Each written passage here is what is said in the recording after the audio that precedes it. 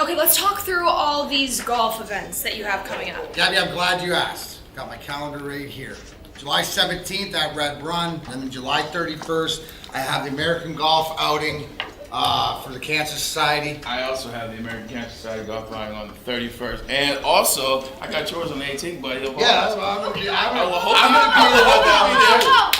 these are a lot of events and golf outings. Well, you want me to miss my own golf tournament? Gabby, they're all great calls. I mean, this is Hold on. I got this. Guys, I got this. Don't worry about it. Hold on a second. He always says that. Hey guys, thanks for coming so fast. How are ya?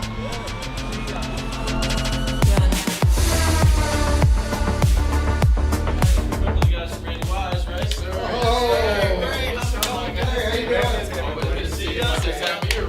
The Randy Wise Celebrity Golf Tour. Watch for the eye.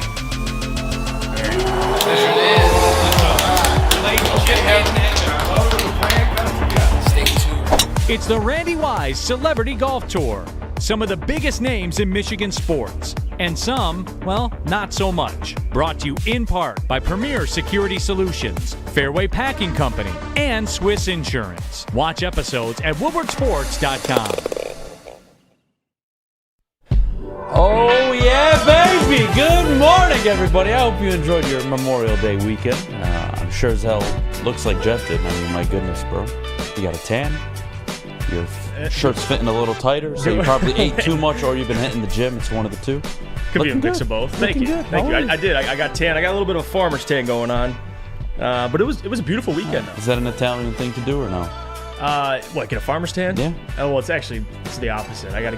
I do get tan easily. I don't know about Do you I don't do really burn. the good old gym tan laundry? No, we're not going there. We're not going there. That's another that's out east. That's the Jersey. Gabby, good morning. How was your Memorial Day weekend? It was good, Adam. Thanks for asking. How was yours? It was great. I did nothing. Nothing? Did And you it was- grill anything? Oh yeah, grilled all weekend. Phenomenal. Great Love to weekend. hear it. I was in my backyard, just invited people over and did nothing. Just enjoyed the weather. Like We fucking couldn't have normal asked people for do. better weather. Oh yeah. Excellent. I mean, my goodness. The barbecue was great, don't get me wrong, but there's just something about sitting outside and thinking about nothing and doing absolutely nothing. Right. That is amazing. I don't know. And it's only going to get, this week's supposed to be still really hot. Maybe I sell my house and go move into a fucking cabin up north and just never talk to anybody again. Are you pulling an Aaron Rodgers now or what? No, I'm just saying. Okay. I kind of get why he did it now. Maybe I don't call him crazy anymore. I don't see anything wrong with it. Honestly. It's good for you. I want to say that'd be nice if you went up north, but I think you'd get lost at the same time. So I don't know. Okay. I mean, the Tigers are what they are. Pistons are shit. Red Wings, I don't know what to say about them. Just go away. Like, and it's not like I'm missing anything. No, and then come back right before training camp starts, and you'll be all right. Right before I the don't know. Lions I mean, that's season. not that far away. I don't know, There man. you go. Just get away. Go live I in a don't know, cabin. honestly. I might be onto something here. You might be onto something. I just have to convince my wife. Hey, honey, we're going to be outdoors people. We'll go Have live in a natural cabin. birth. Hey, honey, you're going to have a child, and then we're going to become outdoors people. Yep. See how that goes. Great timing, Adam. Oh, Great God. timing. Oh, yeah. JB, how was your weekend, buddy? It wasn't bad. I pretty much did the same thing as you did. Same mindset. Just chill, relax. Grilled a little bit with some friends of mine. Went to see a couple movies. Fast 10, might add, is very good. Go check it out. I heard someone told one of my buddies saw it. He said it was bad. I enjoyed it. 10 Okay. makes up for 9. Wait, what? Honestly. So, yeah. Fast and Furious movies. The 10th one just came out. And yeah. JB, I'm sorry you had to watch that. It was really good. You've seen all of them though. Oh, yeah. I've seen all of them. I have the whole box set, the whole collection. I so- stopped watching after the white dude died. Jesus. Well, that was What was his name? Paul Walker? yeah. Paul Walker. Yeah. When that he was- died, fuck that movie, you know? It's whatever. Like, the one after it, like, all right, I can get on board with, but, you know, it's a moneymaker. I don't blame him. Yeah. I don't blame him at all. Yeah, I think Luda came out and talked about how much money they made from it. It's like, hey, I don't blame them. Keep making movies. Yeah, You're gonna keep make a bunch of making money. Yeah. And Same JB's as gonna go Marvel. see it. Keep making. People like JB, that's what we're doing wrong. We got to find Yep. more JBs in the world. He's committed. God damn it. Easy in the chat said, JB, you're a sicko. for watching all 10 movies. I don't blame him. It's I don't about blame family. you. You are a sicko, to be honest. I mean, kind of a little bit of psychopath in you. So It's you, about family. JB, and you both said you were grilling. What were you grilling? Like, Oh, I mean, the whole collection. I Everything. mean, we grilled seafood, we grilled Mediterranean food, obviously, the standard meats, ribs, everything. Like, you name it, it was cooked. it was on the grill. It was cooked over a 3-day period. So it was What about fun. you, JB? What were you grilling up? We were just basic. We just had hot dogs, hamburgers, and corn. So See, that's my it. You had Yeah, I got like 40 people to feed. I don't have that luxury, you know? yeah, you had to go seafood, Mediterranean food. Yeah, you you had can't- the you gotta switch I it feel up. You like can't- 40 people, that's when hot dogs and hamburgers are the easiest. for that When many they're people. kids, yes, but these weren't kids. So, I mean, my family's not huge on hot dogs, to be Okay. honest with you. So, Well, that's the real reason. I mean, what- 40 people, hot dogs are so easy. they're easy, but nobody eats them. Kids eat them. I eat them. The adults in my family don't. I like them. Not everybody's like Jeff. Oh my! See, it always goes. It always goes back. To me. I don't even like hot dogs, to be God. honest with you. I don't. What about bratwurst? No. Is that the fat sausage? Yeah, it's like a German sauce. Yeah, it's the German version, right? Yeah. Yeah, no. Yeah, those are unfortunately thick as no. hell. I Isn't just, that the ones at the ballpark? No, those are like Frank's. Okay, whatever. But they do typically They do have the job, though. bratwurst also at a ballpark. See, but that's like- not like a typical like hot dog. For Yeah, a but baseball like game. a hot dog, a wiener, whatever you want to call it, at a baseball game. Just call it a hot dog. Justifiable. It's really good. In the backyard, 3 days in a row, can't do it. We grilled it on, what was it? Sunday we did. And it was for the kids that were there. you Yeah. know? But adults are going to eat the other food. They're not going to eat the hot dogs only, Yeah. you know? Yeah. Just give me a burger. I'm cool. Speak for yourself. Oh, God. I think JB's with me on this one. No? JB? He made hot dogs and hamburgers. Hot dogs and hamburgers. Like, you went above and beyond. I give you credit for It's that. not but, going like, above and beyond. I just have very, you know... You said I can't seafood. grill this. Yeah, I can't grill the same thing 3 days in a row. That's true. Like it's doesn't it get old? Yeah, yeah, no, that's true. So you went seafood Told one my day. wife she didn't have to cook this weekend. She didn't have to do shit. Wow. I'm like, I'm gonna be grilling all Wow. weekend. Don't worry about shit. I went and picked up everything. She didn't do anything except yell at me. Oh my gosh. That's it. That's all she ever fucking does. Well, what did you but do? anyways, And you did nothing. You were just getting yelled at. You didn't do anything wrong. no, dude, You're I innocent. cleaned out the backyard. I went and Okay. cleaned out my parents' backyard. Fucking power washed both houses. Dude, I was on a mission this weekend. Wow. I made it. Surprised you showed up to work today. Yeah, I was surprised too. That Honestly, did I didn't knock want to you fucking come. And here I am. To be honest with you, told you I want to be an outdoorsman. That's my calling in life. You guys are gonna see me on Lake Michigan in a few years. I'm gonna be homeless, divorced. Hey, oh my God, is that Adam? Adam, what are you He's gonna doing? think he's on Lake Michigan. And he's gonna be on a small pond on the east side. Oh Can't God. locate Lake Michigan. Oh, God. Well, look, you know what? We got a great show today. I'm excited. Obviously, the whole DeAndre Hopkins situation, we're going to get to that in a little bit. We'll get to the Miami Heat and the Boston Celtics. Finally, the series is over with. We can talk about the NBA Finals. I want to get to Chris Quinn, Kevin Ollie, Charles Lee, some of the names associated with the Pistons and their ongoing head coaching search that, to be honest, has given me severe depression, and they're not gonna have to pay for any of it. You know, my medical bills are gonna go up, and they don't give a shit. And they're gonna hire Kevin Ollie, and I am not happy at all. I'm not happy at all. Yeah. So we'll get to that. We got a lot more stuff to get to. We got to get to our head coach power rankings. What was it? The 30-13 came out with the list. Dan Campbell, really high on the list. I don't know what the criteria was. Yeah, it doesn't make any sense, so we'll get through that at It was what, an interesting list. 9 o'clock? Yeah. So we'll have fun. We'll have a good show. I want to wrap up with one more thing. So we did the show Friday. Oh, no. Yeah, we did a show Friday. Yep. We weren't here Monday. Okay? Correct. So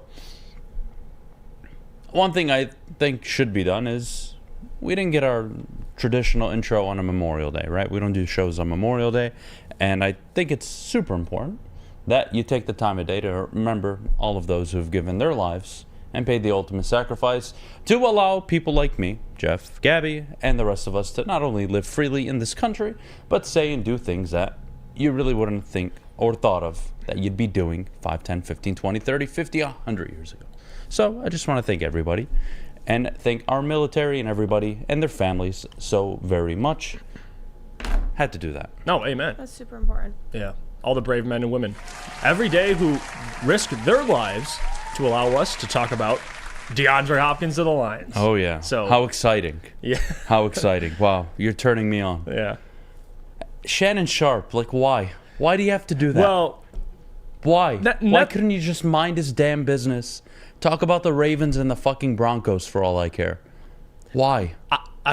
Part of that has to be that the Lions have cap space. That was really the main part of his argument, was that they're still $20 million under the cap. And that they're a good offense. They're a good offense. But he missed the part of they're well-ran and that they're a stable organization. Right. Because they're 2 years into their project. It's not like it's 5, 6, 7, 8 years where you have enough data. Whatever. We'll take a break. We'll have fun. This morning when we get back, we'll get to the DeAndre Hopkins news. We'll get to the Pistons coming up after that shortly. But before we go, Jeff, our good friends over at Guardian Alarm. Let me tell you about them. Guardian Alarm. They got customized solutions from real experts, 24/7 professional monitoring, and technology backed by people. Your safety and security deserves technology that's not only been proven to work, but by people that have been proven to care. Call 1-800-STAY-OUT for more information. Introducing the Planet Fitness Guide to getting that post-workout glow. Step 1. What's your why? More epic energy? Better sleep? Blow off steam? Step 2. Join Planet Fitness for just $10 a month and get moving in our clean and spacious clubs. Step 3. Bask in that post-workout glow. Join Planet Fitness today for just $10 a month. Join today at any of the 50-plus Detroit area locations.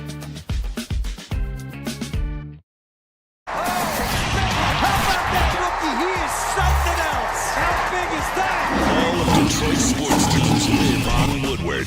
All of Detroit's sports coverage lives on Woodward Sports. Driving the best in Detroit sports coverage. Back to the Morning Woodward Show here at woodwardsports.com. If you're watching on the website, thanks so much for checking us out. Be sure to watch clips and previous episodes at woodwardsports.com. If you're watching on YouTube, like and subscribe. And if you're listening wherever you listen to your podcasts, download and leave a 5-star review. Okay, you guys are probably going to get mad at me. Before we get to DeAndre Hopkins, okay? I'm reading the chat. I heard some A&W talk, okay? I've had the root beer float, so we'll get that out of the way. It's overrated, in my opinion, whatever. Okay? I think it's overrated, but I've never had a chili dog from A&W. Ever. Please tell me I'm not the only one in the room. I haven't had one for. Oh, thank God. Yeah. I feel way better about myself now. I thought this would be one of those. Well, you've had like a coney dog, right? No. Well, never. Okay, now we have a problem. Well, that's completely I mean, you've different. known this. You I mean, started shut with the hell up. very like niche, like. At that Lafayette, was American Coney, never been. Wow. Never had I'm one. more shocked about that than the other. Are you really though? You haven't had a coney dog? That's a segment on the show You've lived now. in Michigan your whole life, correct? Yeah. And you've never had a coney dog. Do I look like I leave my house? Do I look like... I don't know. You've never met anybody for lunch at Coney Island? No. Okay. We're bringing in a coney dog for Adam to try on the show one day. Yeah, no. I want to see your reaction, even post-show. It's a dog with and chili, we'll play it on the onions, show. and a bunch of shit on it. I have the same thing at my house. What's the difference? Have you ate the same thing at your house? I mean, not really, but... Exactly. I mean, it's kind of the You've same. never had a No, coney dog. we're gonna do a taste testing We have video. to fix this. Oh, I can't believe that. Not even one in your Look at lifetime that, you've yo. ever come across. Hey, I try mean- this. Hey, that's all right. You've never tried a coney dog yet? never. Wow. All right. We're doing this soon. Yeah. I want to say. Same thing with the Detroit-style pizza. Yes, you tried that. I tried the pizza. So you knocked that out. I gave in. What were your thoughts? Overrated. Ah, It was good. it's not looking But good the for way coney people talk dog. about it, as if it's like the bee's fucking knees. It's a pizza. It's good. It tastes good. Overrated.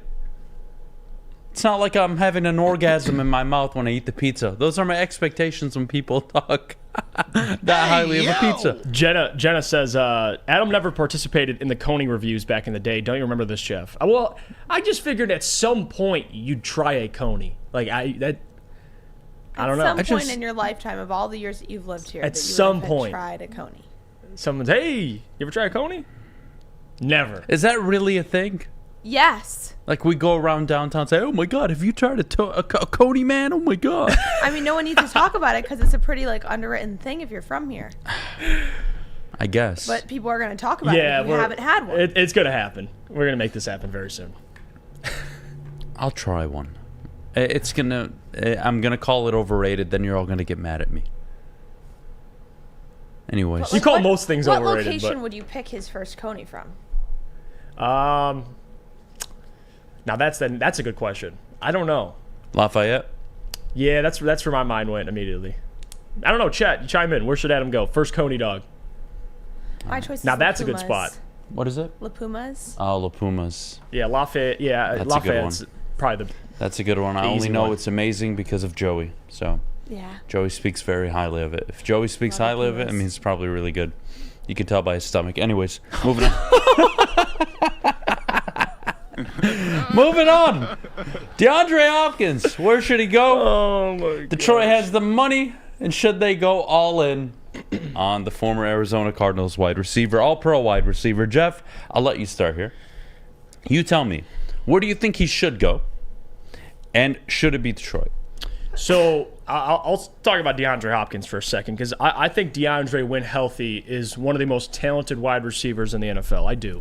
But here's the problem. All right, last 2 seasons for DeAndre Hopkins, he's played in 9 games and 10 games. Yes, he had the PED suspension, and when he played, he was productive. But this is the question I have for the Lions is, can you handle somebody like DeAndre Hopkins? Is he going to be able to come to your culture and buy in? Now, if DeAndre can do that and accept a role, I wouldn't hate it, especially if it's a short-term deal. But let's be real here. If you're DeAndre Hopkins and you have free reins, you're a free agent, and you could choose where you want to go, in my eyes, he's going to want to play for an elite quarterback. At least that's what I would assume. And it's not even a knock on Jared Goff. I just don't think the Lions and what they do offensively, DeAndre would fit right in. Because for DeAndre, wherever he goes, he's going to want his targets. If you come to the Lions, Amon-Ra St. Brown's going to get his 10 to 12 targets a game. All right, and then the offense, for the most part, besides Amon-Ra, the ball's going to be spread out. You got Sam Laporta now, Jahmyr Gibbs, Josh Reynolds, Marvin Jones. These guys are all going to get touches. So if DeAndre Hopkins is better. I'm not trying to say that. But DeAndre, for him to come to the Lions, he's going to have to accept a role and buy into the culture to win games. This isn't the DeAndre Hopkins show. That's the question I have, because you're asking me, would I like a talent like DeAndre Hopkins? Yes. I just don't think personality-wise he's what they're looking for. I don't know. If you look at the wide receiver core, Amon-Ra, all these guys are shut up and work. They're all these type of players. I don't know if DeAndre Hopkins fits the culture, but again, if the Lions go pursue him, I'll know at that point they believe they can get him to buy in. At first glance at him, I don't think he's a fit with what the Lions are doing. They stayed afloat last year without Jameson. They had DJ Chark. Obviously, he's not here anymore. But I think that Josh Reynolds, Khalif, Jahmyr, Sam Laporta, everybody else, they can at least hold the ship, keep the ship afloat until Jameson gets back. I don't think it's a big enough need to go say, yes, go pursue DeAndre Hopkins. I don't, especially the money he's going to be asking for. And I don't think the Lions are a situation he'll want. I think he'll go play for some elite quarterback because he has the option to do that. Okay, fine. I'll agree with the last part, right? It's his choice, right? He's going to make the decision at the end of the day and which team he's going to want to talk to. But if you're the Lions, why? How much better is your offense with DeAndre Hopkins? How much better? On paper, you'd be like, oh my goodness. Oh, of course. Yeah. We have DeAndre Hopkins. I don't know. Like, to me, this offense, what makes it so good is I don't have to deal with that. I don't have that big name wide receiver. I don't have a guy that's going to demand the ball. I don't have a guy that's going to just be stagnant on one side of the field. Currently, I have a roster of wide receivers that move all around the field. I've got Jahmyr Gibbs that I'm going to try to get acclimated in the offense. And again, logically, it doesn't make any sense. It's not a fit. And it's easy to say, well, if the Lions knew DeAndre Hopkins would be available, would they have changed their draft strategy? I don't buy into that, but let's just call a spade here. They invested a first-round pick in a running back who is really going to be used as a wide receiver early on. They invested an early second-round pick, essentially a first-round pick, into a tight end in Sam Laporta. The hell you think they're going to hold back A, development, B, continuity, and C, structure for a wide receiver that doesn't guarantee them any wins? Now, the wide receiver position over the years has become more important, right? We all want the Justin Jeffersons, Jamar Chase. We all want the big guys, right? Right. Yeah, you got one of the 12 best in Amon-Ra St. Brown. He's more reliable. He's much younger. I'm not interested in DeAndre Hopkins. I don't care that you can afford him. Just because you can afford something doesn't mean you buy it. That's the other part of it. And I think people look at the cap space available. Just because you have money to spend doesn't mean you go out and spend it. There's still guys coming up, Jonah Jackson, that you'd like to re-sign. I get the point Shannon was making. And in context, if you look at it just straight up, the argument, they have money, it's good offense, all that makes sense. Good management, things that he was asking for. But let's be real here. If you're DeAndre Hopkins, and he's made a ton of money in his career, at this point right now, where are you going? Personally, if I'm DeAndre, I don't think Lions are top of my list. They have money, yes. I just don't know if Brad and Dan look at DeAndre and say, yes, that's the type of receiver we want. Not only the way he plays, because he's an excellent wide receiver, but his mentality and how he approaches. I don't know if they want that problem right now in the locker room. Not saying he's a huge problem, but just a big personality like that. I don't know if they're ready for someone like that. I don't. And I think you pair that with the fact that Brad Holmes has already said, I'm not going to go out and pay big money for a big player just because this is what everyone says to do. Right. He's already said that. So it just doesn't add up that it just doesn't add up with his philosophy. He would be joining the Lions. That's just not who he is. When has Brad Holmes ever done this? When? Never. Yeah, he hasn't done this yet. And not that he won't one day, sure, but you look at Amon-Ra St. Brown, I love the rough estimate you gave on his targets, but dude, for his career, gets about 7 targets a game. For his career. Last year, closer to 8.5. DeAndre Hopkins' minimum is 10.5, 11 targets a game. That is a huge dynamic to add to your offense. We're not talking about adding if you want to use last year's example, a Juju Smith-Schuster to Kansas City, right? You're just going to fit him in. Who can you fit into this offense? I don't think DeAndre Hopkins is that. That is 11 targets a game. And I'm sorry, if he's going to take a 1-year deal, he's looking to get paid after it. So he's not going to sit there and just accept a role. Right. He's going to want to contend. He's going to want to win. Who wins at scale in the NFL? The Chiefs, the Bengals, the Ravens historically. The Lions just aren't part of that group. Yet. Yeah. Yet. They very well could be after this year. They haven't made the playoffs yet. DeAndre Hopkins, after everything he said, quarterback that loves the game, stable front office and head coach, a winning team, a winning culture, a top defensive front. When did the Lions ever checked any of those fucking boxes? Not that they can't this year, but they don't check those right now. They didn't make the playoffs last year. No. They haven't won their division in 30 years, haven't won a playoff game in 30 years. I'm going to bank on the team that hasn't won a playoff game or a team that's been to the AFC or NFC title game in the last 3 years. Or the team that's been to a Super Bowl up in the last 2 years. And it's a team that has a lot of young players. So if you're DeAndre and you want to go to a stable situation somewhere you know they're going to win games, the Ravens, for example, would be a good one. Chiefs, another one. The Lions, as much as we're all optimistic for this year, they're not in that category yet. A team that's consistently in the playoffs. They will be in a couple of years. You look back and think, okay, a couple playoff appearances, but right now, no. I don't see this. Let's entertain the idea that they do. Okay. What about Jameson Williams? I spent a first-round pick on him. Yeah. Well, he's going to show up. What? This hinders his Last development. I checked, David Montgomery's going to run the ball quite a lot of times. I would say 14 to 15, 16 times a game.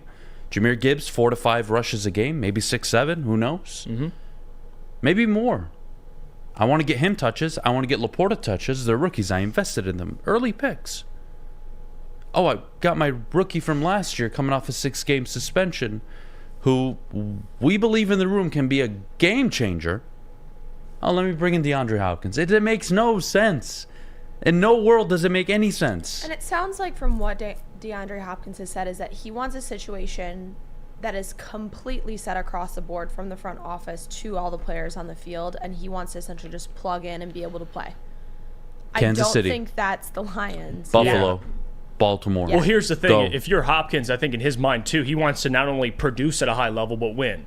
The Lions, if he comes here, he's not the number one wide receiver immediately. So you want to go somewhere where he's going to get his targets. They're going to win games. That's why the Chiefs make sense. I mean, you could argue maybe even the Bills make sense. The Ravens are a good one. Like, before I even get to the Lions, even though they have money, I don't think that's an ideal fit. And it's crazy to think that, too, because, yeah, as Lions fans, can you say no to a guy like DeAndre Hopkins at this point? Yeah, you can.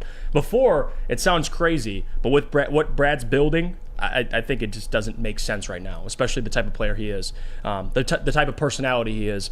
I just don't think he's the locker room fit they want, although he's still a tremendous player. Historically speaking, I have 11 targets I have to give to DeAndre Hopkins. Yes. Another 8 in his prime for Amon-Ra St. Brown. That's 19 pass attempts from Jared Goff to 2 players. I still have Laporta, Gibbs, Jameson Williams, Marvin Jones, Josh Reynolds, the list goes on and on. I got 5-6 other mouths that I have to get the ball to. What makes Ben Johnson's offense so good is I don't have to get the ball to anybody. Yeah, you're not force-feeding any specific wide receiver. I don't have to worry about a DeAndre Hopkins on the perimeter. I don't have to worry about anybody. We're going to run this play, and if option 1 is available, we're going here. If option 1 isn't available, we're going to look to option 2. If that's not available, we'll go to option 3. That's the beauty of the offense. The offense is not about having a Jamar Chase, even though you'd love him, a Justin Jefferson, Devontae Adams, or DeAndre Hopkins. That's not the offense. So, yeah, I'll pass. And for this, thank you. Easy, WoodwardSports.com says, if D-Hop wants to come here at an affordable cost, the answer is yes. Well, let me ask you this. Do you think he's coming here at an affordable cost to the Lions? If DeAndre Hopkins is available at an affordable cost, if DeAndre Hopkins pays to be a Detroit Lion, I'll tell him get the fuck out. Well, not interested. How realistic is that? Him to take a minimum deal or an affordable deal to come to the Lions? I just don't think that's money's not the issue. You have the money.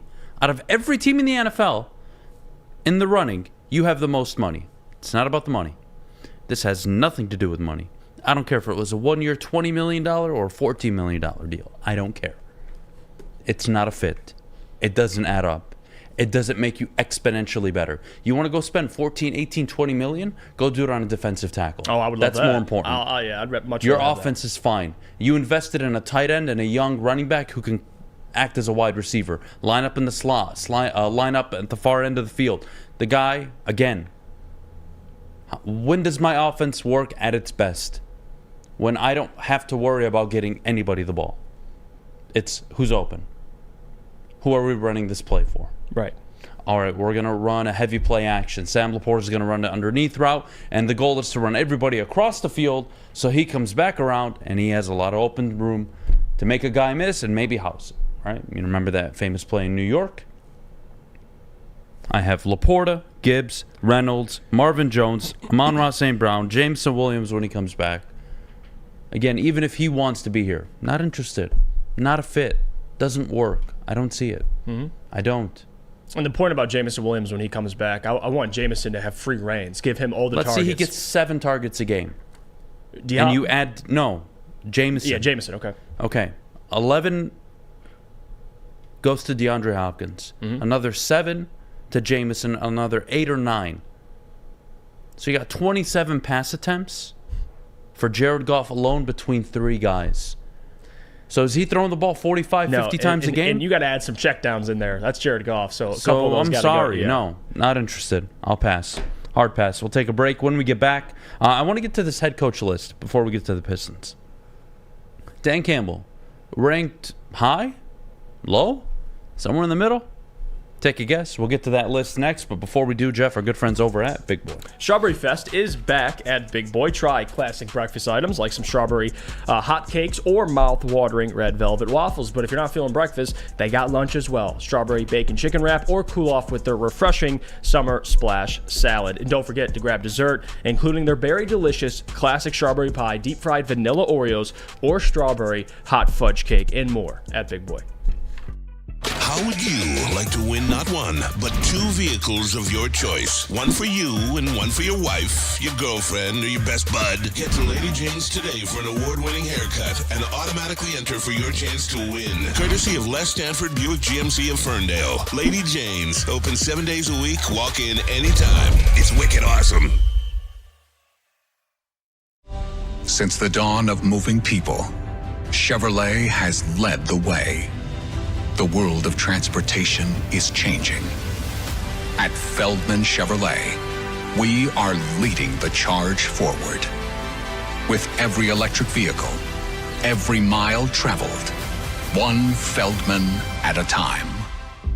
The company that puts more Chevys on Michigan roads is now the #1 name for Chevy electric vehicles. We are the network for Detroit by Detroiters. Welcome to the Woodward Sports Network. Welcome back to the Morning Woodward Show here at WoodwardSports.com. Thanks for tuning in, and be sure to come back for all the rest of our shows today. 11 a.m. for Big D Energy, 2 p.m. for Ermanni and Edwards with the Maz, and 5 p.m. for the Woodward Heavyweights. And catch up with all of our social media coverage on all social media at Woodward Sports. I love it. I love it. 8:31 on a beautiful Tuesday morning. Jeff. Feels like a Monday. Oh, does it? I don't know. Today feels like a Tuesday.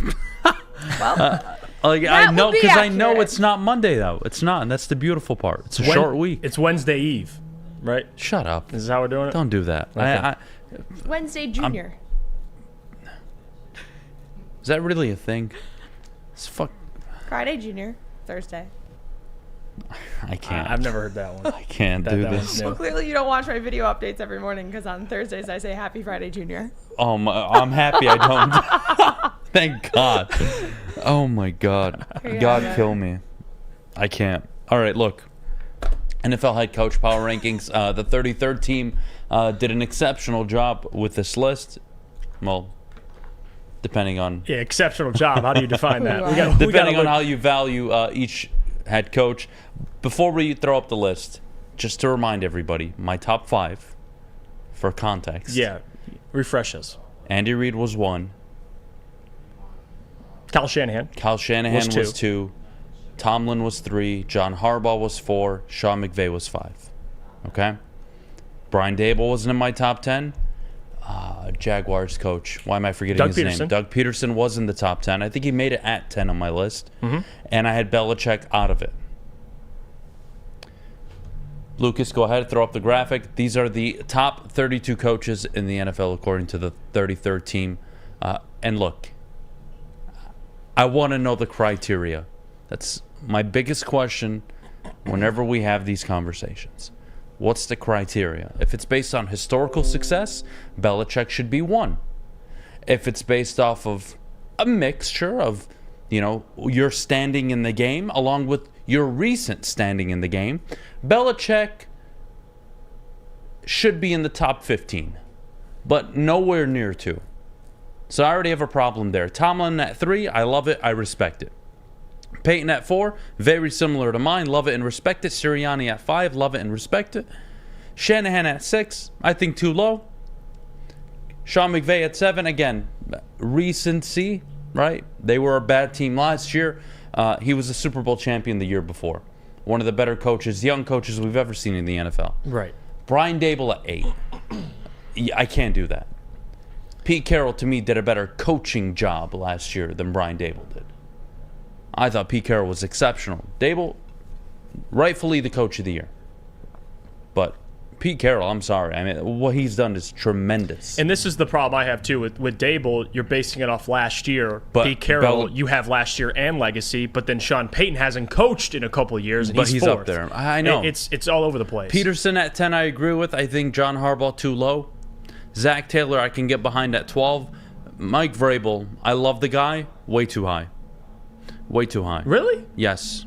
Because would you agree, and I'll say this, and I don't want to speak for you, I would take Dan Campbell over everybody behind him. I believe that. You would take Dan Campbell over Mike McDaniel, Kevin O'Connell? I said behind him. Oh, 17 to 32. I'll take Dan over. You agree with where Dan is? You could maybe argue, like Kevin O'Connell, for example. I mean, he won more games last year. But yes, everyone behind Campbell, I'll take Campbell over them. So where he's at, I don't hate it. But that top 15 is questionable where they have some of these coaches. Does your historical standing in the NFL matter on this list?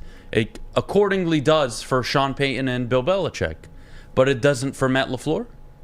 3 NFC title appearances. So where did you find this graphic? You found it on Twitter, right? Yeah. Okay. So if you go to the article, I have to point this out. Who reads articles these days, honestly? Well, Ross Tucker, who made the list, wrote an article that goes along with it explaining his decisions.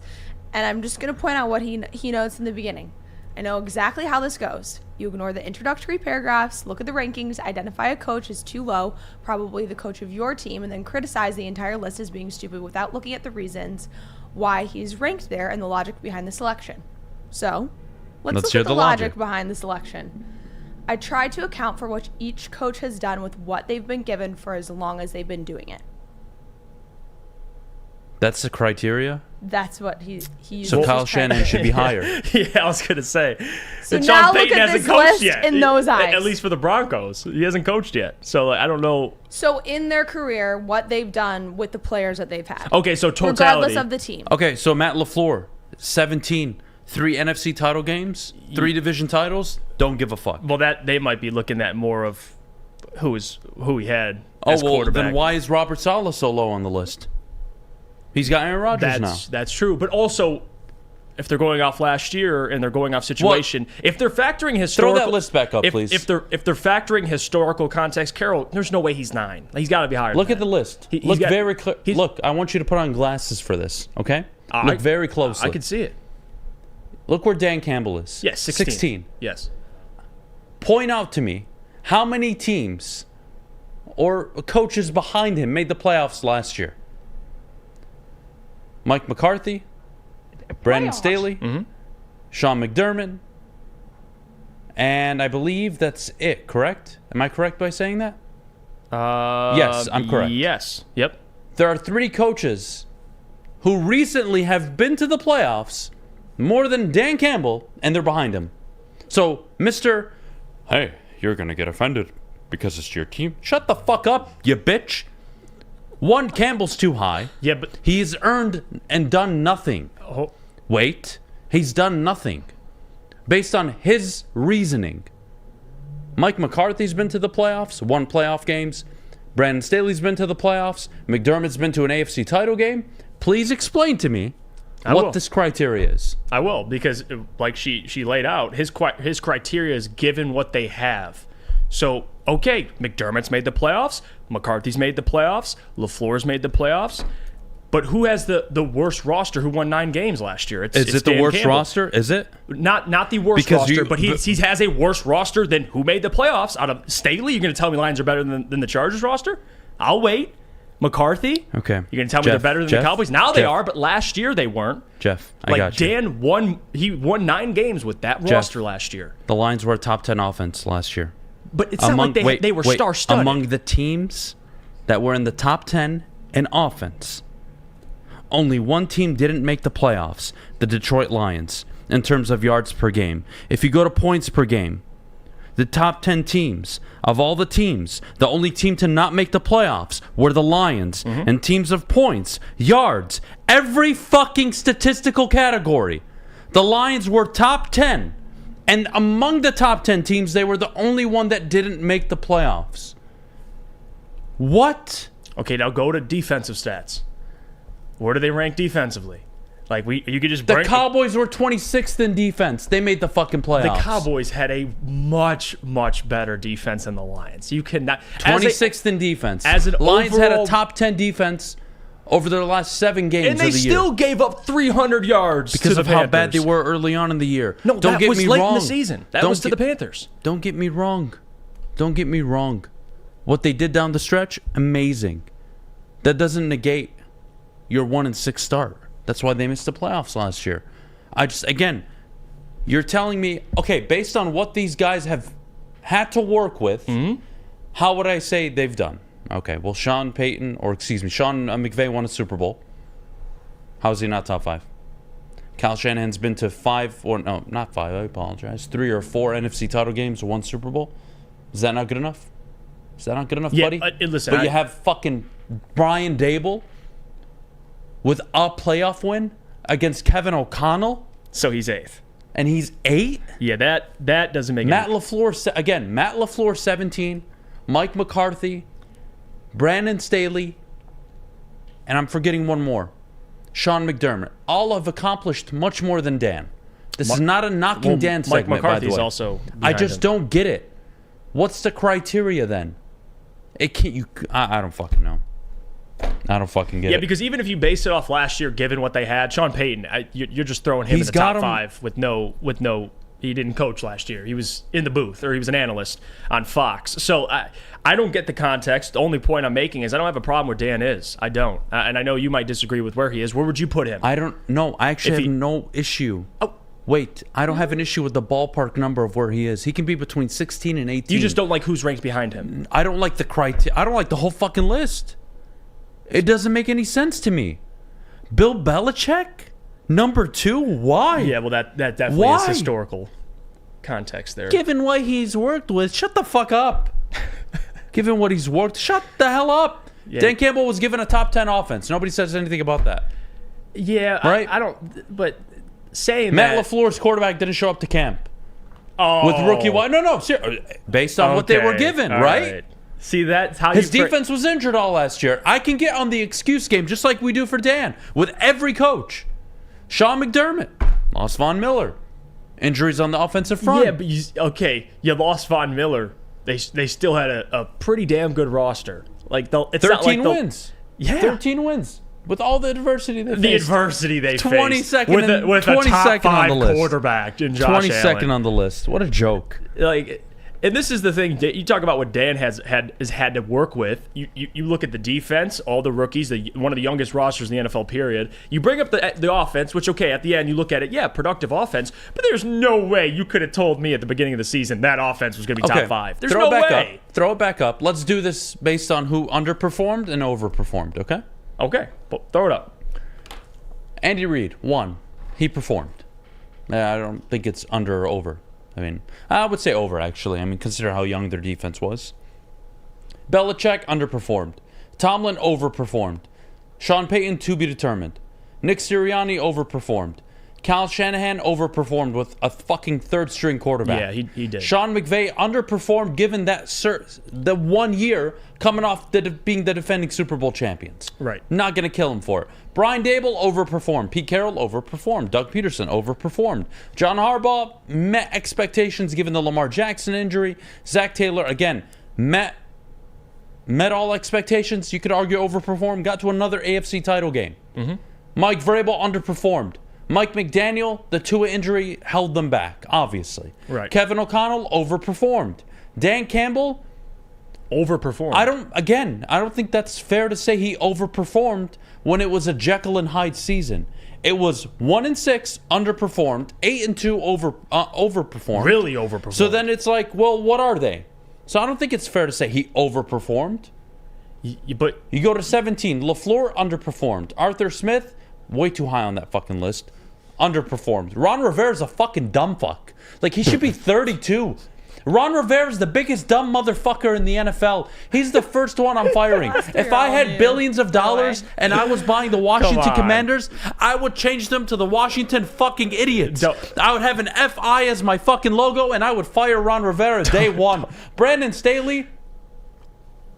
I mean, he's a genius. Or are you going to made the playoffs in the AFC with a 10-win record. Okay, blew a 27-0 lead. But they got to the playoffs for the first time with Justin Herbert.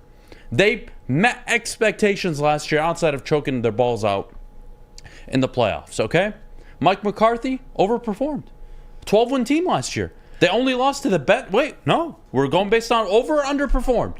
You tell me. The Cowboys underperformed? Please. No, they met expectations. They were a 12-win team going into last year? Please. I knew they went over. The Cowboys, they do this. They win over 10 games every year. Okay, we're shocked they won 12 games. Sean McDermott, 13-win team. Okay. Their player nearly dies on the field, losing the divisional round. Win a playoff game, losing the divisional round to the eventual Super Bowl champions. Mm-hmm. Yeah, they underperformed. Their expectations were to get to an AFC title game. What are you going to do? What are you going to do? Shock them. Put them all the way down to 22. Yeah, okay. Ron Rivera is the biggest fucking... I want to say the R word so bad. What is up with you and so Ron bad. Rivera? It's garbage, man. It's fucking garbage. It's fucking garbage. He's catching strays today. Mike McDaniel has no reason to be up there at 14. What has Mike McDaniel done that Dan Campbell hasn't? They're both the same coach. They've yet to make the playoffs. Oh, okay. They've yet to make the playoffs. Mike McDaniel was given one of the best offensive weapons in NFL history, and Tyreek Hill. Now that's you want to an make an offense. argument? Get the fuck out of here, man. Now that's an offense. and for Dan Campbell's sake, I know it was a tale of two seasons, but are we not going to are we going to hold him accountable completely for the 1-6 and not give him all the credit for 8-2? We are. So if you look at it in totality, they won 9 games. They won 9 games, and they didn't make the playoffs. Okay, but that's also and because... he's higher than 4 coaches that made the playoffs. But you're looking at just the playoffs. The What are we context doing is this given for? the situation they had. Do you think Mike McCarthy, Sean McDermott, Jeff, LaFleur, let me ask you this. When he had When they Aaron were 1 and Rodgers, 6, they when all they were had 1 better and 6. situations than Dan. No bias here. Yeah, when they were 1 and 1 and 6. 6, what was the biggest issue with this football team? What was the one thing you were questioning more than anything? Well, there wasn't one specific thing. You bring up coaching, obviously of course. the defense, yes. But coaching. Yes. What's going Coaching on in was part of Detroit? that. Why can't they figure out the defense? They just got rid of Aubrey Pleasant. Da-da-da-da-da-da. Okay. Now look at the 8-2 team. The defense was performing at a much higher level. Mm-hmm. The offense was still giving you what they were giving you when you started the season. For the most part. And the coach, outside of Buffalo, and I have no idea how they didn't turn out for the Carolina game, but outside of a 2-game sample, was pretty good. Made solid decisions. Yeah. Didn't cost them the game. They won a 15-13 game, something along those lines against Green Bay, I believe, early on in that run. They were down 14 points, I believe, to Chicago going into the fourth quarter against the Bears in Soldier Field. Like, you go game by game.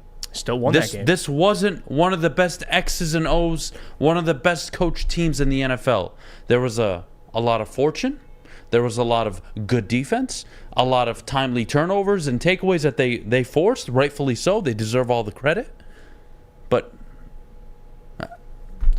to put out a list, I understand where that. you have 3 coaches that have won playoff games literally last year, and you have them in the 20s for a guy that was 4-19-1 6 games into last year as a head coach, I think is a bit much. Well, I get the hype. Is it about the roster? Is it, they got the best situation going into this year? Because if you want to talk about situations, I think Dan's got a top 12 situation. I think he's got one of the 12 best situations in the NFL. Hell, I'd even argue top 10. Well, if you go head-to-head coaching, at least with these teams, in Campbell's faced Peterson, he faced Dable last year. Took care of the Giants and took care of the Jaguars. Absolutely, actually blew them out at home. Blew the Jaguars out. So if we're going to give him credit for the 8-2 and talk about how impressive it is, he faced Doug Peterson and Dable during that stretch.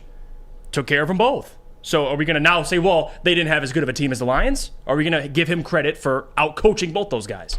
Like, that matters too. We talked about the Giants game on Monday. We said, wow, what a game by Dan. Out-coached Dable. And they took care of the Giants. But now it's a problem. He's 16. It's not that now it's a problem. So I don't So he beat I don't have Peterson a problem and with Dable. Dan, But I don't have a problem with Dan here. But you're you want to bringing bring up playoffs. Yes. The coaches behind them made the playoffs. Given the situation, you got to look at the situation they have. Mike McCarthy had a better situation last year. How many games do you think the Lions were going to win last year? What was your prediction? 8 and 9. Yeah, was about it 7, not? 8 games. So they that won was the- one game more than your prediction. Yes. I had the same thing. 7, 8 wins. So by they ended up winning definition, 9. they overachieved. Overachieved? Would you expect 11, 12 wins? No. They overachieved. Overachieving is going out and doing something nobody expects you to do. Right? Winning the division. 8-2 down the stretch. Winning the division in Jacksonville, nobody expected. Getting to the playoffs and winning a playoff game with the Giants, unexpected. The Lions won 9 games, didn't make the playoffs. Ooh! Throw a fucking party? No one's saying throw a party. Well, again. But I'm saying where he's ranked, I'm cool with it. And I'm going to stand by it. I don't mind him at 16. But some of the coaches, Ron Rivera at 19, I want to have a fucking heart attack. All right, let's take a break before And if they win 11 games this year, he's going to keep climbing this list. Especially if they win a playoff game. Let him earn it. Yeah. Make the playoffs. Win a division. Win a playoff game. Like, I'm asking for the fucking world here. Well, yeah, Dable beat the fraudulent Vikings, and now he's top 8. So, you know what? Maybe he can jump even higher if he does something this year. Who knows? Oh, God. All right. Miami Heat. They avoided disaster last night. Absolutely put the whooping on the Boston Celtics. Your boy, Jason Tatum, huh? No, that ain't my boy. Mr. Game 7! That ain't my boy. What a fucking disaster. We'll get to the Heat and Celtics next, but before we go, Jeff, our good friends over at Swiss Insurance. Well, listen, we talk about Brad Holmes drafting the right players. You got to draft the right insurance, and I'll give you one. Swiss Insurance. Draft a company that'll give you the most cost-effective plan and protect you like the Lions' offensive line. Email Swiss Insurance today, mark@swissins.com. That's mark@swissins.com, or visit www.swissins.com for more information. By now you know me, Christina Gennari, as the obvious choice in real estate. And you know my website, soldchristina.com, as your #1 resource for buying or selling your home. Myself, along with my amazing staff, pride ourselves on making your home buying and selling experience a relaxing and easy one. Come see why we are the obvious choice. Christina Gennari at soldchristina.com, the obvious choice in real estate. Love Woodward Sports? Love wearing clothes? Then you should be wearing Woodward Sports clothes. Check out our full line of merch at woodwardsports.com. Just click on shop. We have all your favorite designs, like Dan Campbell kneecaps, Woodward Golf, and of course, our own logoed out merchandise. Men, women, infants, kids, all love Woodward Sports. Impress your friends. Impress your boss. Impress your dog. Buy Woodward Sports merch today. Welcome back to the Morning Woodward Show here at woodwardsports.com. Thanks for tuning in. Be sure to follow us on all social media at Woodward Sports. Download the podcast and leave a 5-star review because you're not looking at Jeff's shirt. And if you're watching on YouTube, like and subscribe, please, because the more subscribers means the more money that we can buy Jeff a new shirt. Yeah, Jeff, you gotta fucking switch it up, bro. Message from the chat. You look like a mannequin. I like stripes. Or Like a mannequin. You can call it a He looks barcode. like the barcode. You can call it a Or a barcode. barcode. I'm surprised you wore this shirt again after all of the heat that you got for it last time. You know what? You forgot. He's worn this before? Oh, I yes. have, yeah. He wore you it know before, what? and last time the chat absolutely demolished him. Oh, he's got balls. I like it, Jeff. Good. Yeah, I Double know. down. Listen, the chat doesn't. I think down. he just forgot. The chat doesn't dictate my wardrobe. All right, listen, I'm Hey, wearing you look stripes. great. I'm wearing stripes. It's okay. If I was gay, I'd fuck you. If you scan my shirt, you might find out who the next head coach of the Pistons is. Giggity. And why it should be Chris Giggity. Quinn. Which Chris Quinn, by the way, We'll just get don't- to that. Just don't hire a coach yet. Wait till the Heat lose to We'll the, get to to the that. Nuggets in 5, and then we'll talk to He's Chris just Quinn. jumping ahead. He's ready. He's ready to go to 9 o'clock. Ready. I'm ready. Oh, God. All right. Heat Celtics. Jason Tatum, 50 points, 27 rebounds, 13 assists. Epic performance. Oh, wait, that didn't happen? Oh, they lost by 20? Well, oh. You've already done this with Adam. Don't let him get one. Don't let him get one. Oh, what? Don't let him go to so- game 10. So you're not going to defend the Celtics like you did last week? No, because, okay, first of all, On paper, they're much more talented. they are the more talented team. They were talented. They are. No, it's actually disgusting how No, they played Why is yesterday. this? Are you No. guys imitating each other? I know it's the This is best. terrible imitation. I Number wasn't one. even sure that was an imitation of each other. Number one, the Celtics are the more talented team. You would agree. I would agree with that, yeah. They have the more star players. They're deeper, Yeah. et cetera, et cetera, et cetera. I agree with that. I do. Marcus Smart didn't show up, played like a bitch. Jaylen Brown didn't show up, played like a bitch. Jason Tatum didn't show up, played like a bitch. The whole team, the Boston Celtics, embody mental weakness is what they are.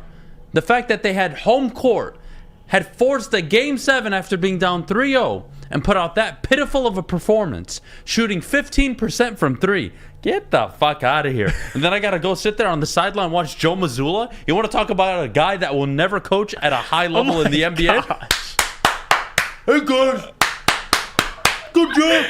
Good job. Is that what he was doing? That's all he does. He's literally walking around whenever a call is made. He looks wired. What the? It's like his mouth is always open. I never understand why. Yeah, Fucking close well- it, man. Did you listen to Joe Mazzulla's halftime interview? We gotta go. Yeah, he gave like one-word Gotta answers. Yeah. Greg Popovich taught me this. Yeah. Shut the fuck up. Well, oh my god. You know what I love too? So I go on NBA.com, or no, this is CBS, and the first headline I read, this is why I hate these types of narratives, and I want to hear your reaction to this. The God. first headline I see, Jason Tatum's sprained ankle derails Celtics' hopes of making history in Game 7 loss to Heat. Guys, I was attacked by a grizzly bear on my way to work today. Here I am. Fucking man up. Do your job. You sprain your ankle. Don't be a bitch. Don't be a bitch. Man up. It's a sprained ankle. You want to be the one to make this argument, Adam. It's a sprained ankle. He probably wouldn't show up if he had allergies. Okay, well that's It's a sprained good point. ankle. Two different professions, all right? My team isn't going to fucking Game 7. I don't miss shows during football season. It's the off season. I can miss a fucking show if I want to. All right? Jason Tatum, Game 7, you twist your ankle. Bro, then you go to the sideline on the first time out, and you're not getting any treatment for it. Right. So what's the deal? Yeah, Awful, he man. had one shot attempt in the first quarter. Only played 7 minutes, tweaked his ankle. I don't give a damn what it is. I've seen Jimmy Butler tweak his ankle. I've seen a lot of players Isaiah tweak Thomas, their ankles. literally his ankle turned into a fucking football. Yes. And him drop 20 in the fourth quarter plus. But for Jason Tatum, quote, I felt like a shell of myself. Like, dude. You are a shell of life, buddy. You're a disaster. And this is why I made the argument, if it went to Game 7, I'm taking Butler and Spoelstra over Tatum and Missoula. If you give me the best player and their head coach. And this is the reason why. And honestly, last night, it was all about the others, too, which I didn't see coming. That was one thing I couldn't predict. Now, I'm not Nostradamus, and I can predict role players playing well. I couldn't predict Caleb Martin playing the best game of his playoff career. He played well. He kept them alive. Duncan Robinson, Max Strus. They shot 50% from 3, and it's a make-or-miss league. So that's basketball for you. Miami Heat, they couldn't miss on the road. The Celtics, once again, couldn't hit the side of a barn. And you look at just the playoffs in totality, too, with what the Celtics have been doing. Tatum, for the series, is shooting 23%. Or shot, 23% from 3. Jaylen Brown, 16% from 3. I mean, it's on those two guys as well. As much as Joe Mazzulla deserves some of this blame, I don't blame him at all. He did take this to Game 7 with the help of everybody else. Derek White played another great game, but still, your two best players, Celtics are going to have some tough decisions to make this summer. I don't think you can blame Joe Mazzulla. I don't think, I wouldn't blame him either. I don't think he should be fired, to be honest with you. I think it's more so on the superstar players. Who's the superstar on Miami? Jimmy Who's Butler. the guy? Jimmy Butler? Oh, Yes. okay. I just have to make sure. No question. Who would it be on? It on would Boston? be Tatum. All right. Yeah. The guy in Miami took 28 shots compared to the 13 that Jason Tatum took. He took 13 shots in a Game 7. I don't care if your ankle is on fire. Yeah, that should never happen. You figure it out. You man up, and you put the team on your back. What a horrible game. That was. For Caleb Martin, players in the NBA can have long careers because of playoff series like this. I'm not saying that the Pistons should go give Caleb Martin a bag, but him playing like this, man, I know he's in a contract year. He'll get paid somewhere. So credit to him. Credit to Jimmy Butler. Credit to the Miami Heat for their perseverance. Eric Spoelstra for getting those guys ready. He talked about it after Game 6 when they lost that detrimental game, by the way, how it ended with Derek White with the putback. Eric Spoelstra came out and he was as frustrated as you'd expect, and he wanted to play right after the game as well. He wanted to keep playing. Those guys were fired up, and it was clear who had their team more prepared. It was clearly Miami Heat. Well, look, we have to segue into this Pistons conversation. I think there's no better way of doing it than remembering the Miami Heat at their peak. Mm-hmm. 4 straight finals. They won 2 of them. The LeBron, Chris Bosh, Dwayne Wade team. That was the back Heatles. in 2014. Was the final year of the Heatles. Mm-hmm. Okay? You know how many losing seasons followed the Miami Heat after that? Because they had to go into a rebuild. They had no Wade, no Bosh. It was done. It was over. They went 37-45 the following year, Jeff. And the year after, they were in the conference semifinals. And they went 48-34. It took a year for the Miami Heat to rebuild. You know who had the top win shares on that team? Hassan Whiteside. And then when they went 41 and when they won 41 games the next year, it was Hassan Whiteside. And when they won 44 games that following year, it was Kelly Olynyk. When they won 30-90 games and they missed the playoffs back in 2018-19, it was Bam Adebayo. And then Jimmy Butler, they won 44, 40, 53, and 44 games. And they've now been to 2 finals since. They've been to 2 NBA finals. They've been to 4 conference finals since LeBron James left, and they rebuilt for 1 year. I think Spoelstra's the best coach in the NBA, period. He's incredible. All this talk about Troy Weaver. Troy's cooking. Troy's cooking. Invite him to the barbecue. Because Troy's cooking. I got to wait another fucking 10 years. I'm just kidding. I don't want to do this segment, honestly. We'll talk about the Pistons head coaching search. I really don't want to do it. I don't. I just want to kill myself. I hate the Pistons. Are they going to pay? I should get life insurance. Just call it a day. Troy Weaver's cooking my balls. Fucking awful. Take a break. When we get back, we'll talk about the best team in the entire NBA. The best team to miss the playoffs, and that was the Detroit Pistons. They've won 55 games over the last 7 years, on average. They've made the conference finals every year, and there's nothing wrong with them. Dwayne Casey's the best coach in the NBA. Oh, my gosh. It's a shame that they moved him to the front office. No, it is not. I'm going to tell you about my friends over at Planet Fitness. If you're out of shape, looking like Jeff, and you're between the ages of 14 and 19, you can work out for free at any Planet Fitness location in all of North America. The United States, of course, is the go-to. I'm not much of a fan of Canada, but it is what it is. Go to planetfitness.com, sign up for $10 a month if you're not eligible between the ages of 14 and 19. Your fitness is essential. We'll see you to talk about the Pistons. How fun. Yay. Ooh. At work and at home, we're there with smarter security solutions. Featuring complete automation with customized alerts and more. For over 90 years, we've been the company that's been counted on to protect what matters most, all with personalized service and care. Right now, for a limited time, receive a free video device plus free installation with a new home system.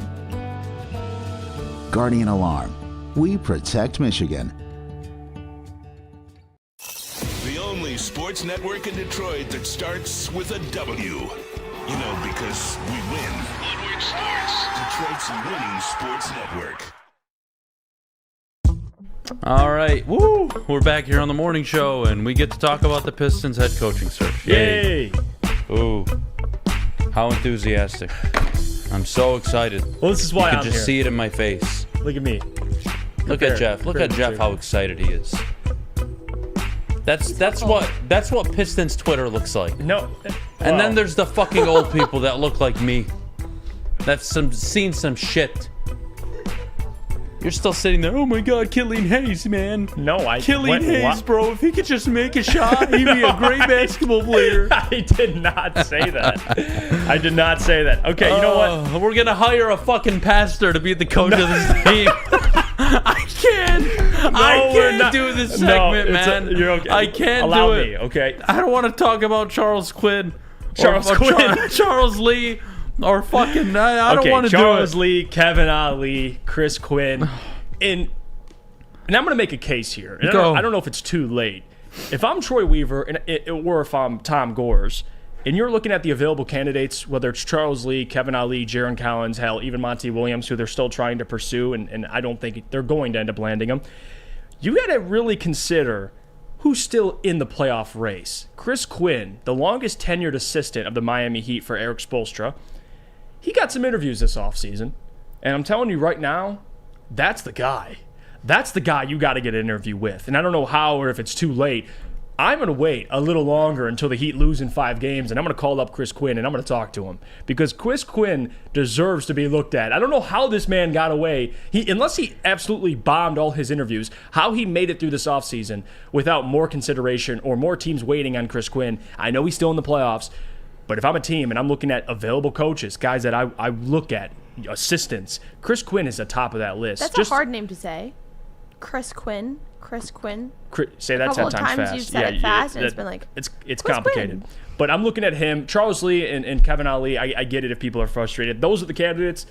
If you're looking at it from Troy and Tom's perspective, the reason why they haven't jumped in any of these guys might be, quite frankly, that none of them have blown them away. So maybe that's a good thing, maybe that's a bad thing. A good thing is they didn't rush any of these hires. They didn't jump on a head coach early on, and they're being thorough, which I appreciate. I don't mind that at all. As long as they end up getting their guy, it's not a problem at all. But you have to look at also with the Bucks, the 76ers, who just hired Nick Nurse, the Bucks, who just hired Adrian Griffin, which I actually like that hire a lot.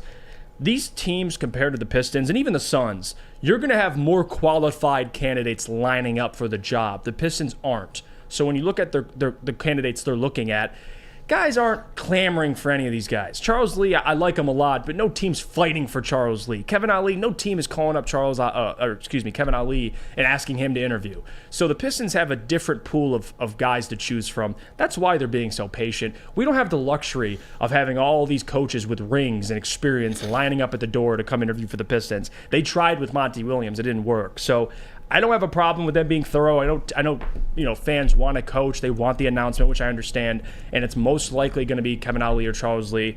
But I don't mind them being thorough. And if being thorough means they get an interview with a Chris Quinn, I have no issue with it. But I get Kevin Ali is not the most exciting hire. The reason why I don't have the same reaction as most people when they talk about this coaching hire is because my expectations don't change. So I still have my own preferences. I like Charles Lee a lot. But regardless of who the head coach is, they still got to go out and contend for the play-in, or at least be relevant to some extent, win 30 games. So it doesn't matter who it is. I'm still holding them to that same standard. But hopefully, man, Chris Quinn, if they get blown out, if they lose in 4 games, interview Chris Quinn, please. You can't even say it, dude. Chris Quinn, please. That's all I'm asking. Look at Chris Quinn again. Yeah, now you got me messed up. Look at him again, please. Chris Quinn. I kept hearing it, and I'm like, it is so hard to say. Sound like Ron Rivera. Especially when you're heated up and you're on a roll, and you're like, Chris Quinn. I'm like, I got to give a shout-out to the 33rd team, by the way. I mean, the fact that they are considerate enough, I think that's the woke culture we're in now. Oh, jeez. We allow handicapped people to thrive. Ron Rivera, handicap head coach, they put him up at 19. How are we back this way? Good for them. All-inclusive list. I get it. Anyways. Chris. There you go with Ron Rivera catching another stray. Chris Quinn. It's not that hard, guys. Chris Quinn. 10 times fast. Just try. I'm not doing that. Just try. No, because I'm going to mess up. Yeah, okay, there you go. Then you can't say it's not hard. Well, the 2 times I've said it, I've done it right. That's what I'm going to hang my hat on. Anyways. And by the way, and Jeff to agree, they should highly consider Chris Quinn, but how is it that you're not aware? Oh, I'm aware they've already interviewed him. Don, I'm saying he should be in the finalists. He should be among the others right now. Well, he wasn't one of the 3 that they No, he's not one of the finalists. I believe. But screw it. Reconsider it. Well, it's not going to happen. You know who they should hire? You know who the Pistons deserve to hire? Who? Dwayne Casey or Dave Fizdale. Why? Because, fuck them. They deserve that. Why Dave? Actually, I liked David Don't Fizdale. Don't you dare say you like him. At one point, and then I got bamboozled. Then he was the Knicks coach, and the rest. David Fizdale. I don't know. I don't want to do this segment, JB. I don't want to talk at all. I hate this team. I fucking can't stand them. Why? They're gonna hire a pastor to be their fucking head coach. A pastor. He's going to be a bridge coach until the next. I don't want a bridge up. coach. I want a fucking coach that can come in, win 28 games year 1, and win 40 to 44 year 2. That's what I want. Kevin Ali is not that. I don't want a bridge fucking coach. I want to hire somebody who's qualified to do the fucking job, and 2 years in is going to show results. Fucking a decade of this fucking rebuild, man. God damn it. I don't want to talk about the Pistons. I fucking can't stand them. What do you want me to say? Hey, guys, everything's going to be okay. You just have to wait 4 or 5 more years until Kate Cunningham and Jaden Ivey are all-star players. That is not and when they're all-star players, maybe you can win 48, 49 games. To be fair, you're the one that thinks they're 5 years away from making the playoffs. Yeah, they 5 are. years they away don't have from a making fucking the head playoffs. coach. They don't have a style of play. You tell me, based on what you've seen on the court, why I should think this team is going to win. What, just because they have Cade and Ivy? I never said... Love Cade and Ivy. Have they translated anything at all? Cade's been injured. Ivy's a rookie going into year 2. Please. I've never said they're 5 years away from an NBA title, but you're saying they're 5 years from contending. Yeah. Okay, so now it's... not even the title. The I'm talking about getting to the second, let alone the conference finals. So when will they make the playoffs? How about that? What's a fair amount of years for you? 10 teams make the playoffs now. But just give it. How many years away are they? Best case scenario, 2 years. Okay. All right. Just checking. Because you said 5. I just said right now, okay. I want a coach that can go from 28 to 40 to 44 wins in a 2-year window. Then we have the same expectations. We're good. Expectations and fucking reality are 2 totally different things. I want a fucking elephant when I get home. It's not going to fucking be there. My expectation is that there's going to be an elephant. Too bad it's not going to fucking be there, buddy. True. But this time it should be reality. If they don't win 30-plus games this year, what went wrong? What went wrong? I mean, what has gone wrong for the last 4 years? Well, listen. Please, you have a... I don't want to do it. I don't want to do it. Nope, not doing You're it. telling me a healthy, doing it. a healthy Cade, healthy Ivy, they add players in the offseason, they draft someone at 5, they get the right coach, you can win 30-plus games. And then from there, as these players improve, hopefully What's in a the couple right of years. coach? The right coach that I'm looking at is Kevin Ollie. He's looking at me right in the face, and he's telling me, fuck you, Adam, because I'm going to show up, and it ain't going to change, buddy. Can I get a guy in here that can fucking coach? You know what? We don't talk enough about the Tigers on the show for obvious reasons. Okay, but you know what? AJ Hinch is showing you what a fucking coach looks like. In baseball terms, a manager. Mm-hmm. That's what a fucking quality manager / head coach can do in a professional sports setting. Okay. 25 and 27 with a horrendous roster are the Detroit Tigers. Yeah. Not that they will win anything, but it shows you that at least having the right coach gives you something to work off of. Absolutely. I've had Dwayne Casey for 4 years. Okay, but this is the now. And now he's going to help make that decision for the next he's not. one. No, he's not helping them make that decision. Kill Maybe he me, gives God. insight. Kill but me. you got to stop. I don't want to You got- make it to 40. I'm Okay, happy Adam, to die. Adam, I don't want to live. I'm not asking you to be Mr. Optimistic, but you got to stop being so pessimistic. I'm not. Everything you. I'm not. Where? You're everything Show you me. say. Show me. I got Rewind 5 nothing. I got seconds. Pistons Twitter comparing fucking Killian Hayes to Jason Kidd coming out. I don't claim any of those comments. It doesn't matter what you claim, damn it. You're part of it. All right? Whether you like it or not. God, wherever you are, I don't want to live to 40. All right? Okay. I'm 29. Hell, I'm good to go out at 30. Just let me see my boy for a year. I'm good. I'll fucking call it quits. I can't. Don't do that. I can't do this anymore. JB, what the fuck, man? Okay. Help me. JB. Voice of reason, please step in. I want to step in and try and help you. I really do. But Kevin Ollie is just the bridge quarterback for the Pistons as of right now until they And find what the fuck a was permanent. Dwayne Casey? What was he? The fucking water that you're building the bridge over?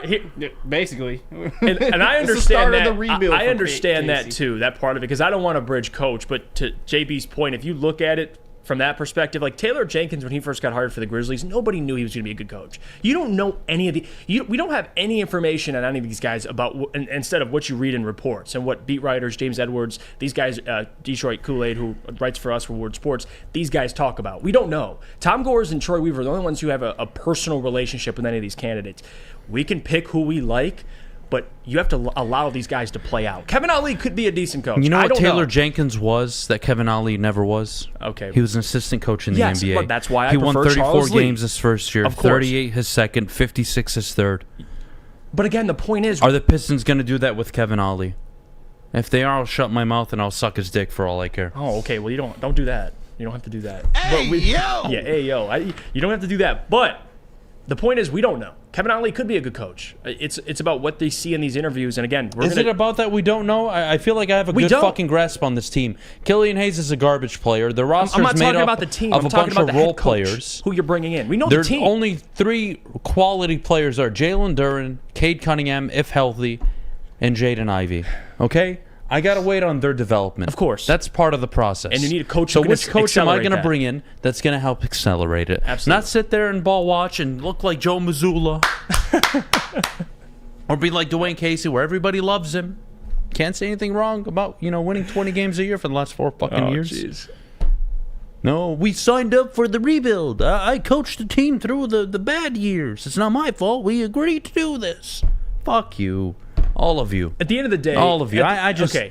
At the end of the day, I'm regardless done. of who they hire, I'm sure Troy and Tom are aware of how important of a decision this is. So allow it to play out. If it's Kevin Ollie, it's Kevin Ollie. Let's see what happens. Because you're damn straight on this show, we're going to talk about it. So you look at the candidates. Yes, I like Charles Lee a lot, but I'm not going to sit here and say Kevin Ollie's going to be a terrible coach. I don't know. We don't know any of these guys.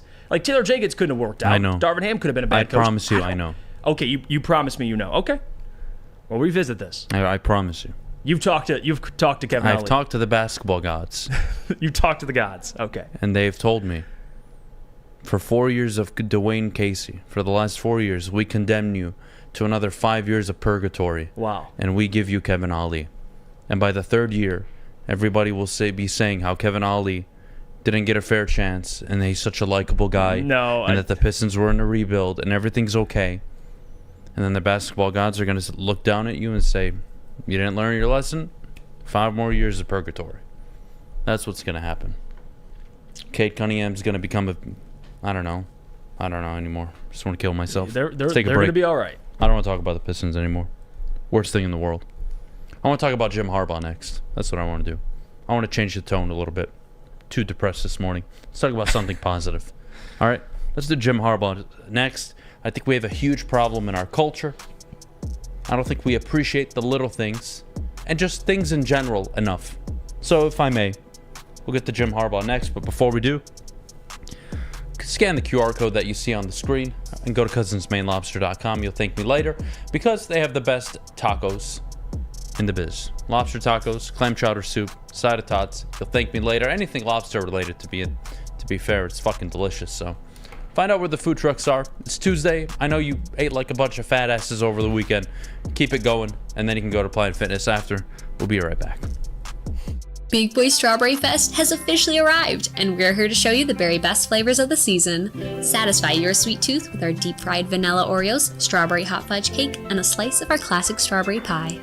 But that's not all. Cool off on a refreshing summer splash salad, or savor the flavors of our chicken Caesar wrap and strawberry bacon chicken wrap.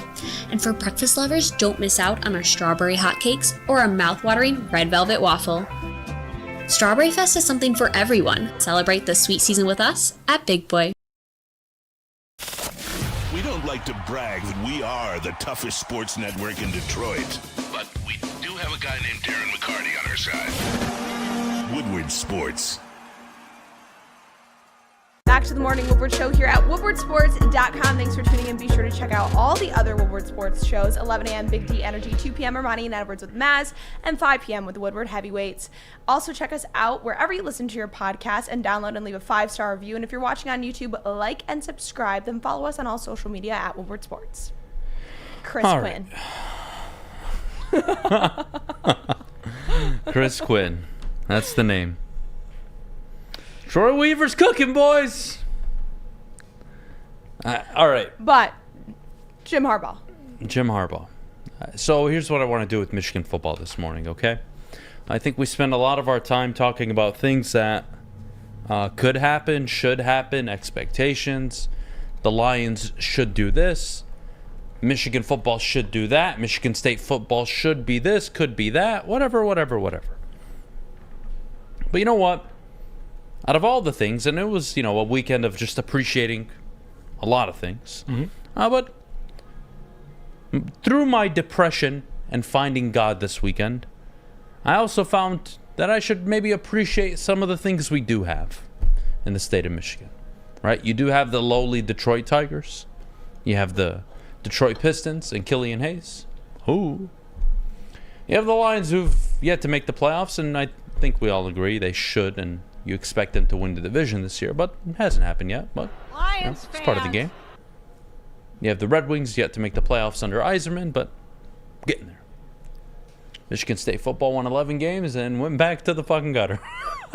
And I don't know what they're going to do. It looks bad. And then you had Jim Harbaugh. It's because that shirt you're wearing. Yeah, whatever. Blame me if you want. But then you have Jim Harbaugh. And if you look at Michigan football and its history, let's just be fair here, okay, Michigan fans? Before you freak the fuck out, all right? Listen. In your history, this is your history prior to Jim Harbaugh. Your last national title was in 1997, okay? Prior to that, the last one was in 1948. You had gone almost 50 years without a natty, up until 97. 50. By that math, your next national title will come in 2047. Michigan, historically, has never been, in modern history, a national contender at the top of the scene. They've been one of the best teams always, right? They've always had a top 5, top 10, top 12 team at the worst. Michigan football under Bo, Lloyd Carr. Really good teams. But in the 7 years prior to Harbaugh, Michigan won 54% of their games. They had a record of 56-46 with 1 bowl win, 0 Big Ten championships, 0 national championships / college football playoff appearances when they moved from the BCS to the college football playoff format. Since Harbaugh's arrival, you've won 75% of your games, 74-25. You've won the same amount of bowl games. You've been to 2 college football playoffs. And, oh, by the way, you've won 2 Big Ten championships, both of which came off a almost 20-year drought because your last one prior to that was 2004. So, yeah, Jim Harbaugh hasn't won the national championship. Jim Harbaugh hasn't gotten to the national championship game. I know. But Michigan's last title was in 97. And their best opportunity, I believe, was 2006. And they blew that game and lost to Ohio State. So when has Michigan ever been at the forefront of college football? Never. Jim Harbaugh has brought you to a level you've never been at. And I know how that comes across. Comes across as arrogant. Comes across as a slight on Michigan. It's not. I don't mean it in a bad way. I actually appreciate the hell out of what Jim Harbaugh has done for Michigan football. He took them from being a inconsistent, never contending team to a team we'd now talk about yearly as a Big Ten and national contender. Oh, and by the way, this year, Michigan, you are fielding your best roster and returning your best roster under Jim Harbaugh. Must be nice. Oh, with the best quarterback you've ever had. Hell yeah, Michigan. Good times for Michigan fans. Should be excited. And it will likely be your 3rd Big Ten championship because Ohio State's got to figure out who the fuck is playing quarterback. They have no idea still. So it should be your 3rd Big Ten championship. It should be a 3rd consecutive college football playoff appearance. And I would hope that you do win a playoff game and you do get to the national championship game. I really hope that. Mm-hmm. That's what Jim Harbaugh's done. So yeah. I just want to appreciate somebody in this fucking town that's doing something. Because, again, we forget the highest Michigan ever reached under Lloyd Carr prior to Harbaugh was 2nd in the nation. And it happened in the preseason polls and early on, and they ended up losing 2 games that year. Jim Harbaugh, his 2nd season, they got up to 8. In his 2nd season, 8. You were ranked as high as 8th, coming off a total rebuild with your program. And now the last 2 years, you've been as high as 2nd. Yeah, Jim Harbaugh has you back at that level. So, I just want to say that I think we should appreciate success, even if it's not the success you want. And I know Michigan fans, you want the national championship, you want to win a college football playoff game. I get it. And expectations change, right? Lions fans are going to have to get comfortable with this. If the Lions go out and win the division, win a playoff game this year, the expectation will be, how do we get to the NFC championship game? And anything short of that will now be deemed as a failure. Right. Okay. And I get it, Michigan fans. Your expectations have now risen. Championship. Get to the natty. Great. I love that. Good for you. As you should. But I just want to appreciate Jim Harbaugh and all the work he's done since he's been at Michigan, and through all the really difficult times, trouble with the snap, some of the games they've lost, not being able to beat Urban Meyer in Ohio State, to finally go and do that at Michigan Stadium 2 years ago, then to go into Columbus the first time since 2000 and win there. Jim Harbaugh's done a lot. I just want to say thank you, honestly. Answer 14 says, WoodwardSports.com, is that what you realized after finding God, that Harbaugh was the man, or is the man? After I found God this weekend. What does that mean? It means I just got the fuck away from life. I didn't go on social media. I didn't go on the internet. I just stayed outside. I just kind of closed my eyes and just, took everything in. Because typically, if people who've been to prison, they say they found God. Usually it's, something happened in prison where you found God. Well, I did a lot of that this weekend. JB, and now JB knows. He's laughing. So I'm just making sure you found God. Yeah, I found God both ways, inside me and out. Okay, I didn't. I see. You took it right there. He took it right there. And I want to say this too. You talk about the quarterback conversation, and I know Sam. I don't know if it's last year Sam picked J.J. McCarthy to win the Heisman, or it's this year. I think he said this year. Flannel's fucking. Or he'll be in New York. I don't know if it's this year. Whatever it was. They also got Jaden Davis coming up, who's just committed. So you talk about the quarterback play, JJ to Jaden Davis. Their expectations are now rising.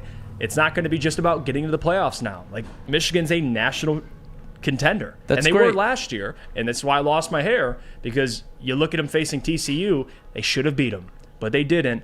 But I think that leaves a bad taste in people's mouths to where they want to discredit Jim. But you're right, Jim's pretty much got them to where they always wanted to be. Yeah, but a national contender, but a team that's one of the most Michigan relevant has teams in never college been football. Alabama. Right. They were never Clemson, never USC, hell, never even Texas. And I know that comes across as mean, but it's not. It's just the truth. Lloyd Carr has a losing record in the Rose Bowl and in bowl games overall. So did Schembechler. Michigan isn't notorious for winning the game. The fact that Harbaugh in consecutive years now has them on the cusp of it, I think should be applauded. Absolutely. And I love this comment by Broder responding to Jack. You're right. Unlike in college basketball, there's no point at all for football teams to craft a difficult schedule. One loss and your chances of a natty are gone. Please, go bitch about Alabama and Clemson and everybody else and Georgia. They do the same shit. You're right. Shut up. And we did and so does Ohio State, but for a decade, nobody has said anything. Suck my balls and take that stupid non-power bullshit conference thing out of the equation. I don't care. They play in the Big Ten. That's enough for me to make an evaluation on this team.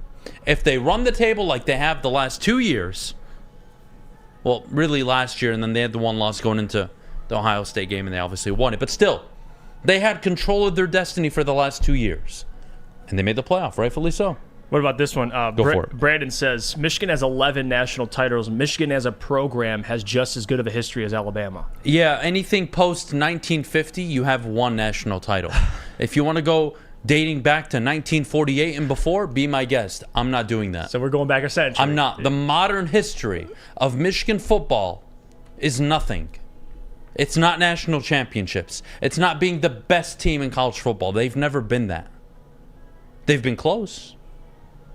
97 was the last time they were labeled the best. Right. And it's been 26 years since. Do I think they can win a national championship with Jim Harbaugh? I do.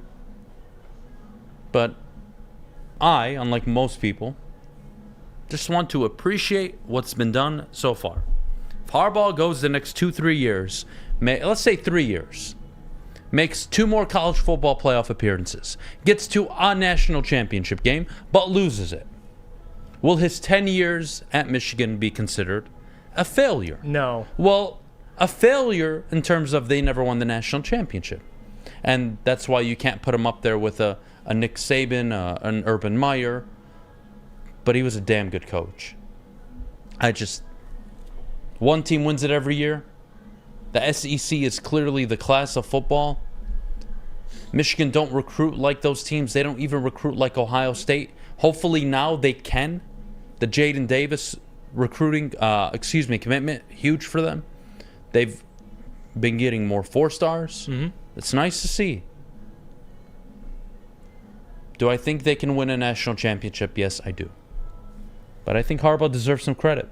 Yeah, he went through some really difficult times where even Michigan fans were questioning his capability and whether or not they'd ever beat Ohio State, let alone win a Big Ten championship. Answered a lot of questions the last 2 seasons. Now the next question is, can he win a natty, which I do believe they've been so close.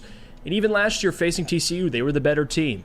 But the difference is with college football and the NFL, when we talk about the Lions and what we consider a failure, there's some things in college football you just can't really control, which a lot of it's recruiting. Like, you'll never be on the level of Georgia or Alabama. That's just not going to happen. In the NFL, it's equal opportunity for the most part. So, little different there, but I think you're spot on Jim Harbaugh. And then the next question is he a good golfer? And the answer would be yes, and you're going to be able to watch yourself. He's the first celebrity golf guest, isn't he? He is the first guest. So how does he golf? You were there. Mm-hmm. He golfs well? Oh. I mean, he's a professional athlete. They just, can whack the ball. No shit. Good for him. Good for him. Yeah. We'll take a break. Coming soon. When we get back, we'll switch up the conversation. We'll move on to more negative things since you guys don't like talking about good things that happen in this town. What are you going to do?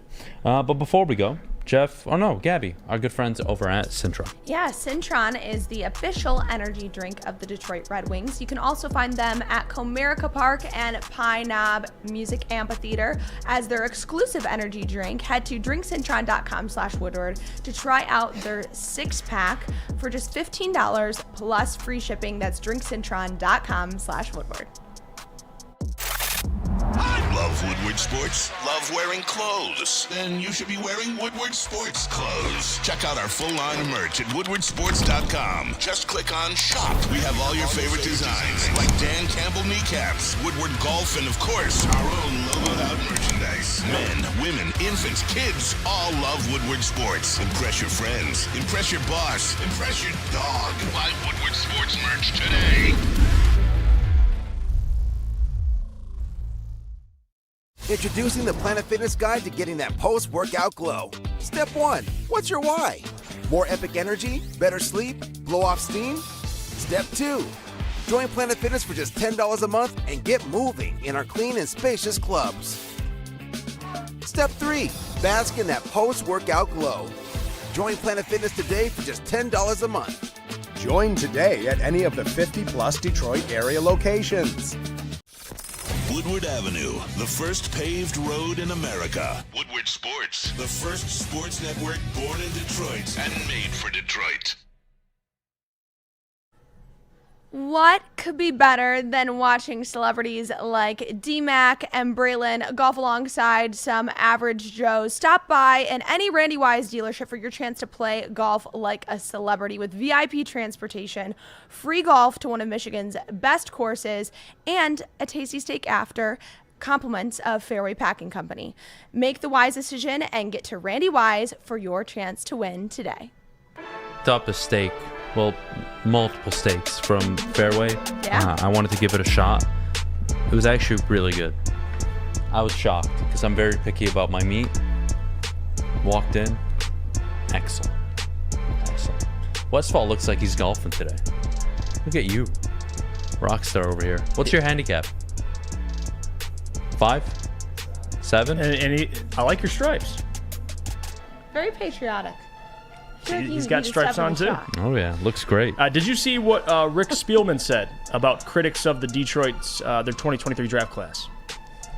I'd love to hear it. He was coming after people that criticized the Lions draft class, and he was on with the First Pick podcast. That's CBS Sports with Ryan Wilson, and he has said this quote: I think they have 4 starters in their first 4 picks. I think they drafted the future quarterback once Goff is done and Hendon Hooker, then Broderick Martin. Chris Spielman said this? No, Rick Spielman. Oh my God. No, Chris didn't come out. Imagine Chris coming out and saying all this. I mean, he great, but Rick Spielman said this. Former Vikings GM, yes. Right? Yep. Okay. He said then Broderick Martin is an underrated nose tackle. And he, again, pushed back on all the critics that you kind of saw after the draft, questioning the Lions' picks, but I think the biggest thing to take away from this is an article by Jeff Risdon. Why do we have to attack the critics? Why? Honestly, it's like an honest question. I think when you take a running back at 12, that is historically the wrong move. It could work in your situation, in your scenario, but historically, first-round running backs average 4.7 yards a carry, and every running back fucking drafted after that or that goes undrafted average 4.5. The gap isn't big enough ever. Now, you want to go to the tight end pick? I don't know why anybody would criticize Laporte in the 2nd round. To me, that's whatever. Jack Campbell at 18. You know how I felt before the draft. You agreed with me. Mid-20s, early 22 to 25 was where he was going to go. Ended up working out almost exactly like that. No problem with the Jack Campbell pick. And then the second, arguably the favorite pick on most people's boards, which is the second round pick. I mean, you get arguably the best secondary player coming out. And you get a Nick Saban coached captain. What criticism? It was the running back, I think, is the only one. Yeah, well, I think the best part of what Spielman said was they have 4 starters in their first 4 picks, which is true. And he brought up he thinks they drafted the future in Hendon Hooker, which we'll see. But still, he's not wrong. 4 starters in the first 4 picks. However you feel about drafting a running back, I'll still disagree with that because I think Jameer's more than just a running back. And typically, running backs that are taken in the first round, they're going to get more carries than guys drafted later on. Isaiah Pacheco is an exception, 7th round pick. He played really well. But for the most part, it's all given the situation. I think Jameer in the situation he's in, it's a great situation for him. He's not their bell cow back. He's going to be just an offensive weapon, period. But he's right. First 4 picks, you got 4 starters that are going to be able to contribute right away. Jack Campbell will probably be your best linebacker by the end of the season and will be wearing the green dot very soon. So this article also referenced how Lions they finished 21st in his draft grades. So he talked a little about that because, again, after the draft, you see I don't know if we brought this up last week or not, but where the Lions finished, they were one of the worst. They had one of the worst off seasons. Yeah, that's garbage. Which is ridiculous. Their free agency period alone gets them an A+ grade, regardless of what they did in the draft. That's how good of a free agency period the Lions had. That was absolutely absurd. They were in the category with the Titans, the Giants. Like, are you kidding me? Who they signed? Like, they got the best, but arguably the best free agent available in C.J. Gardner-Johnson, Cam Sutton, Emmanuel Mosley, David Montgomery. You can't convince me they had one of the worst off seasons in the NFL. It's ridiculous. But pile that with what they had in the draft, just the offseason as a whole, they had a really good offseason. They got better, much better, by drafting immediate impact players with their first 4 picks. Yeah. I mean, you have Brian Branch, starter. Yeah. Yeah, in the rotation, but at least in the future, starter. he will be, yes. Jack Campbell, day 1 starter. Sam Laporta, day 1 starter. Jameer Gibbs will be day 1 in the offense. Yeah, he'll be utilized. He won't be the starting running back or a starting receiver. The guy's going to be featured 80% of the time on the field when the offense is there. He's going to get his looks. I don't know. I don't know what the criticism is with the football team that... Let's not look too much into it. They won 9 games last year, right? Did they get better? They did. Free agency, Way did better. they get better? Yep. Yes. Did they get better after the draft? Yes. Yep. I love this comment. Shout out to Funky, by the way. He said, WoodwardSports.com, the Campbell heat is funny. The last 8 years, there have been off-ball linebackers drafted every year, and no one called them out for positional value. Devin Lloyd, nobody said a damn thing. Everybody was happy about Devin Lloyd. Right. And Jack Campbell tested out better than Lloyd did. Those are the We facts. did mocks last year for Devin Lloyd. We had him in the top 17, top 18. Mm-hmm. He went in the 20s, didn't he? Yeah. Nobody... Again, I get the draft didn't work out the way most of us thought it would. Especially given the order that it happened, okay? I get it. You want to question the Jameer Gibbs pick? To me, it's very easy. Am I going to get Pro Bowl to All-Pro production out of this player? Or is he going to contribute to winning more than I think? If either of those are true, the pick works. Jack Campbell at 18, no problem at all. Needed a linebacker. They went and addressed it, and they got the best one in the draft. And the best pass covered, the best pass covered linebacker in the draft as well. Number 1 among all Power 5 conferences. Mm-hmm. Way to go. The tight end. I don't want to say a luxury pick. It was essentially a first-round pick because the Miami pick was vetoed. So you had one of the early 34, 35 picks in the draft that really is a first-round pick, really. But still, would you have preferred Brock Wright, James Mitchell, Shane Zylstra? I mean... No, they upgraded their tight end room. You upgraded that tight end. You went and got Brian Branch, who could be the replacement to C.J. Gardner-Johnson if he does leave. The only pick that could ever make me scratch my head or drive me mad would be the Jahmyr Gibbs pick. But I think you and me both agree the guy's going to be productive year one. Mm-hmm. This is not a conversation of, what will Jahmyr Gibbs be in the NFL? I think we know. Hopefully a better version of DeAndre Swift. You like the Jamal Charles comparison? You like the Alvin Kamara? I don't care what the comparison is. If I can get 400 to 500 rushing, even not, I'd say 350 to 450 yards rushing, and 550 yards receiving, that to me is a very, very good rookie year. Justifies the pick year one. Mm-hmm. Now, will it justify over the year, the length of the contract? That's where things get tricky. Because when a running back's contract expires, what am I re-signing him for? And that typically is where teams go down a path you don't want to go to, even with Derrick Henry, with Ezekiel Elliott. Then, hell, the fucking Giants don't want to pay the guy that got them into the playoffs last year in Saquon Barkley. So that second contract is going to be an issue. How much of an issue? Who knows? That's not my problem. All I know right now is the Lions got better. They added more weapons on offense. They added some pieces to their defense. This is an 11-win playoff team. And that is it. Yeah.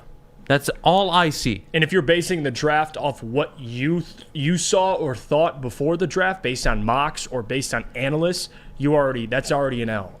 And that's why I as much as we love doing mock drafts and love doing pre-draft coverage, we don't know anything.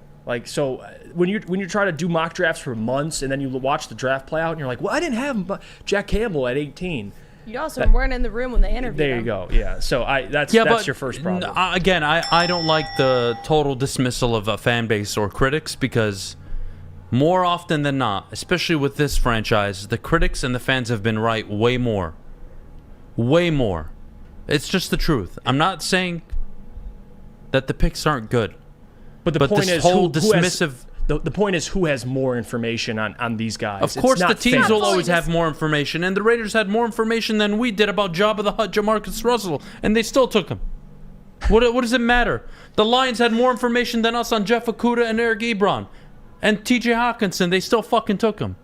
Yeah, but the point is, when there's picks that people think are too high and they end up working out, we did a segment on this. Remember that? You revisited it and said, well, this player could have went higher, this player could have went higher. They're not being fully dismissive of it. I think Brad Holmes did a great job of balancing it out and saying, I get that people do this, I get that it's out there, but at the same time, I can't take all of those into And Brad Holmes can say that because he's done an excellent job. Right.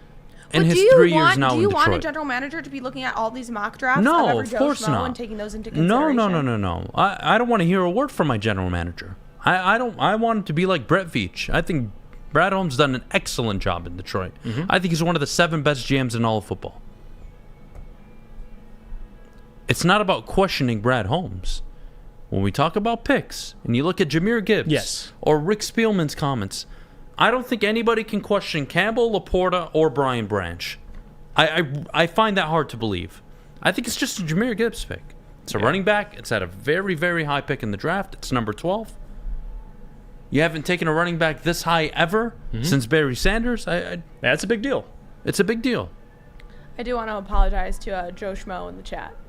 Oh, do we have a Joe Schmo? We have a Joe Schmo in the chat. Well, that is rude of you. I'm terribly sorry. All right, let's take a break. Let's have some fun next before we go. I got to tell you about my good friends over at Lady Jane's Haircuts for Men. I'm probably due for another haircut. My hair grows way too damn fast. It's really annoying, honestly. But it is what it is. Get to a local Lady Jane's near you. Open 10 to 8, 7 days a week. Walk in anytime. No appointment necessary. Their amazing stylists will take care of you like they take care of Jeff and myself, of course. So, what are you waiting for? Call Lady Jane's or get to one near you. Lady Jane's. It's wicked awesome. The sports marketing agency would not be who we are without great community partners like Higuera Health and Carol Zaniga. It's an awesome opportunity to partner with your organization. Higuera Health is a comprehensive behavioral health organization. We serve children through older adults with mental health, substance use, and developmental disabilities across Western Wayne counties, and really excited to now be in downriver communities as well. Give us a call at 734-458-4601. You have an opinion? Make sure it's seen and heard. Corner, jumper, tweet us, hop on the YouTube chat, slide in the DMS at Woodward Sports on all social media. Welcome back to the Morning Woodward Show here at woodwardsports.com. Thank you for tuning in. Be sure to check out all of the shows at woodwardsports.com. At 11 a.m., you have Big D Energy. At 2 p.m., you have Ermanni and Edwards with Maz. And then at 5 p.m., you have the Woodward Heavyweights. And follow us on all social media at Woodward Sports for great content all day, every day. I have a question, a little follow-up question for Adam and Jeff. Go for it. Did either of you partake in watching the Indy 500 this weekend after Fuck our no. trivia? Absolutely not. No. I mean, I set you up for Yeah, great, no. There's greatness. why? Why would I Having waste my time? All of the facts ready to go to just throw out there for the people watching. So I didn't even catch it, like a minute of it. I didn't watch anything. I honestly forgot it even happened this weekend. I told you, I disconnected from the world. Yeah, that is true. So disconnected from the world? That sounds like I wasn't even on my phone all weekend. Okay. Well, Up until Sunday night. Or Monday night, excuse me. Joseph Newgarden was the winner. Who? Joseph Newgarden. What a stupid last name. Okay. So, his choice of milk was whole milk. Of course. Did he get the vaccine while he Sounds was like at a it? Joseph Newgarden But- type of choice. But I did find a list that they've kept track every single year of what type of milk each of the race car drivers wants to drink. Is there skim milk on there at all? No. Thank God. Almonds? I can Skim at milk. least respect the sport. No non-dairy choices, because this is to support the dairy farmers, so I think that would be good. Maybe more of a slap in the face than the orange juice was. Yeah, I there hate was people one that drink chocolate milk like that. and one pink milk, but majority whole milk, some 2% in there. Good for them. I mean, Yeah. it's like Real dairy, not the fucking fake version. Give me it straight from the nipple of the cow. But I thought you would like this name. Some of the drivers have fun names. One of the drivers' names is Stingray Bob. Honestly, like You what? are not- What? Stingray Rob. Sorry, Stingray Bob. What is it? Stingray Bob? Stingray Rob. Stingray Rob. Rob. Okay, honestly, like you're a parent, and you're sitting there, and he just went through labor, and you're the mother of the child, and your husband says, "Hey, honey, I think we should name our little boy Stingray." How do you even go along with that? No. I'm gonna try that on my wife Well, after labor and see what she says. Apparently, his parents were big car people, and they loved the Stingray. I don't give a damn The what Chevy they love. Stingray. Hey, Ferrari, come here. But I want to talk to you. He now drives for Honda, which is a Oh, little that's ironic. kind of contradicts everything about the Yeah. family Wait, so lineage. his name is Stingray. Stingray. But he drives a Honda. That's literally what is on his birth certificate. What do you call him for? Just call him Ray, I guess, or Sting? My gosh! Wow! Wow! You guys ever milked a cow, by the way? What, have Yes. we ever milked? Have you ever a cow? milked a cow? Yes. Yeah. No. Thank you. Why is this? Is this You've a never common milked thing? a You cow? never went on a field trip to a farm? You've never been on a field trip? I was about to say. You never No. went to public school? I went to public school. But They never had you milk a tit. no, we don't have a requirement to milk a cow. That's not. I didn't have I to mean, do it wasn't a requirement. JB, did you milk it?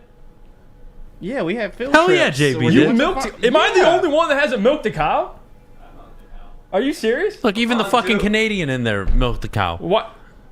And he's a communist. Why is this a common thing? Where do you guys go to milk cows? Like, what's the field trip at the farm? At the farm. Whose Where farm? the cows are? Any farm. There's so many farms around here. You've never been to a farm. And they said, hey, why don't we take a little Upland Timmy over there Hills. and have him milk a cow? I've never. And you put it in the Cook's bucket? Dairy farm. No. You've never milked a cow. You look like you have fun doing it. Oh, I don't dude, know. it's the best. Now, You kidding me? I'll leave the Have you ever milking to you. tried to catch a chicken? Like chase after the chicken and catch it? No. And while Jeff's childhood is I'm shit. just- You're I'm not- missing out. You're Well, missing yeah, out. I guess I didn't do a lot of these things. I didn't milk a cow, which I'm cool with not doing. I'm cool with that. It's not something I have on my bucket list, if you didn't know. I think you should add it to your bucket list. It's okay, pretty, I guess it's a good experience. I'll talk to Stingray Bob, or Rob, whatever his name is. Stingray, my boy. He helped me out. It's a fun experience, man. I mean, I don't know if he's milked a cow. Who? He didn't drink the milk. He wasn't the winner. Oh, yeah, no. Definitely not. Newgarden was. Yeah, no, I've never milked a cow. Imagine eating Oreos straight from the cow into the bucket. I know. Eating Oreos I don't know if I want to straight do from that. the cow. No, like, whatever. Anyways. Gabby, I feel like you have to set this up. So now Jeff has to milk a cow, Yeah. and Adam has to now eat a coney dog. I'm not Adam no. sit next to Jeff Yes. while he milks a cow and eats a coney dog. I'd There, rather it's perfect. I'd rather Two eat the birds, one coney stone. dog. I don't want to milk a cow. Dude, it's not that It's bad. not that bad. It's just a cow. It's not like you're milking me. Relax. It's not something I'm like sleeping at night like, man. Nobody thinks about it, but when you're a wanna milk kid, I don't know, but I you feel go like to the it's a thing farm. that you should do because of Yes. our people. Like, they didn't go to the Kroger and pick up a 2% gallon of milk. Like, they got out there. So I guess You gotta fucking roll your sleeves up. I And guess get, I'm too. Yeah, and I get guess with the program. I'm very. Yeah. Listen, people died for this fucking country. You sitting there never milking a cow is a disgrace. I guess I have privilege. I go Fucking to Italians. Kroger or I go to I bet you Meijer supported The poll is up Mussolini, in didn't the you? chat. and buy my milk. I don't go out back and yank some cow titties for 60-40 my right milk. now. I don't do it. You should. My bad. My grandma used to raise chickens in the back. Swear to God. Why did that sound so weird? My grandma used to raise chickens. Literally in the backyard. What? Nobody's grandparents did this? Race the chickens? Raised them. Oh Not my raced God, them. I thought you said race. Raised chickens. I just pictured her grandma Use the running eggs and then grilled the chickens every once in a while. Oh, man. Yeah. No, my grandpa used to do the opposite. He used to hold cockfighting cages in the backyard back in the day. Jeez. Oh yeah, Michael Vick style, baby. What's going on with my life? I used to be the water boy. I used to walk around with the water bottles, give them out to everybody. Anyways, too much information. 57% of voters have milked a cow. Good for all of I thought you. it was going to be more. It should be much more though. I'm disappointed. I agree with you. I Gabby. feel like everyone went on a field trip to a farm and like had to participate in that. We this is went to like a dairy a farm. mandatory thing in public schools. You milk a tit. Anyways, we'll take a break. When we get back, let's get to mailbag and more fun, stupid stories. None of your grandparents raised chickens? No? My great grandparents did. Okay, great. I mean, but not recent grandparents? No, they didn't have chickens. JB? Not that I know of. My cousins have chickens. Okay, maybe They have a my farm. grandma's fucking weird. I don't know. God bless her. We'll take a break. When we get back, we'll do mailbag. But before we do, Jeff, our good friends over at the Sports Marketing Agency. Let me tell you about them. Friends over at SMA. You can check out their new podcast. This is the S word for the stigma surrounding mental health. If you have any questions, visit the sportsmarketingagency.com for more information. It's a great day to get some Centron in your life. Okay. There it is. Centron, here we go. Gotta grab the cranberry. Oh wait, it's 2 for $4. Gotta double up with the classic as well. Centron World, baby. Centron, available at select Krogers, and if you want to know how, go to @CentronWorld.com. You get dope like me. You know what? Why wait?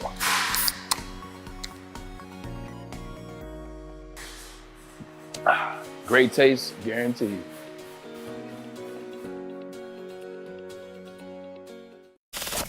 We don't like to brag that we are the toughest sports network in Detroit, but we do have a guy named Darren McCarty on our side. Woodward Sports.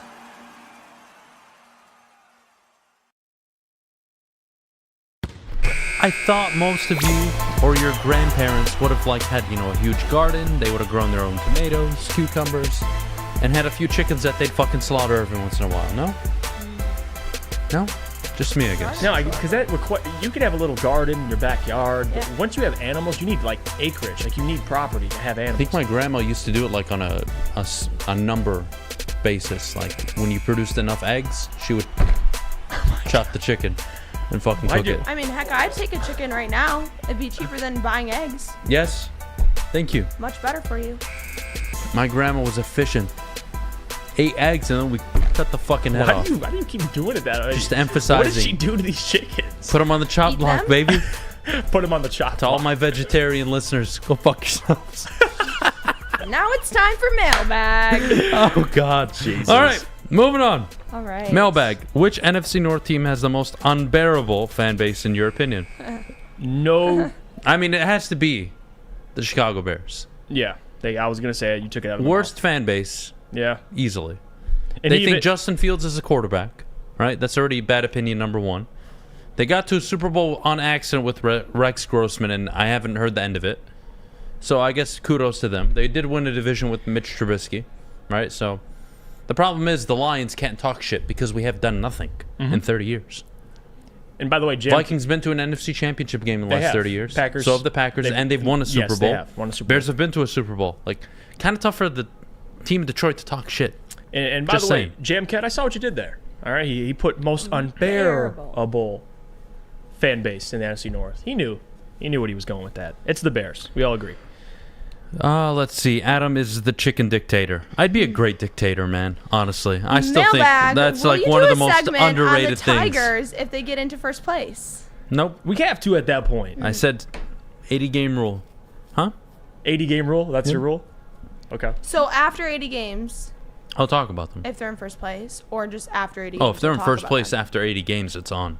Okay. But keep in mind, if you looked at their record through 50 games-ish over the last 7-8 years, it's always been this. And then a huge collapse happens in July, August. So, don't want to get the hopes up yet.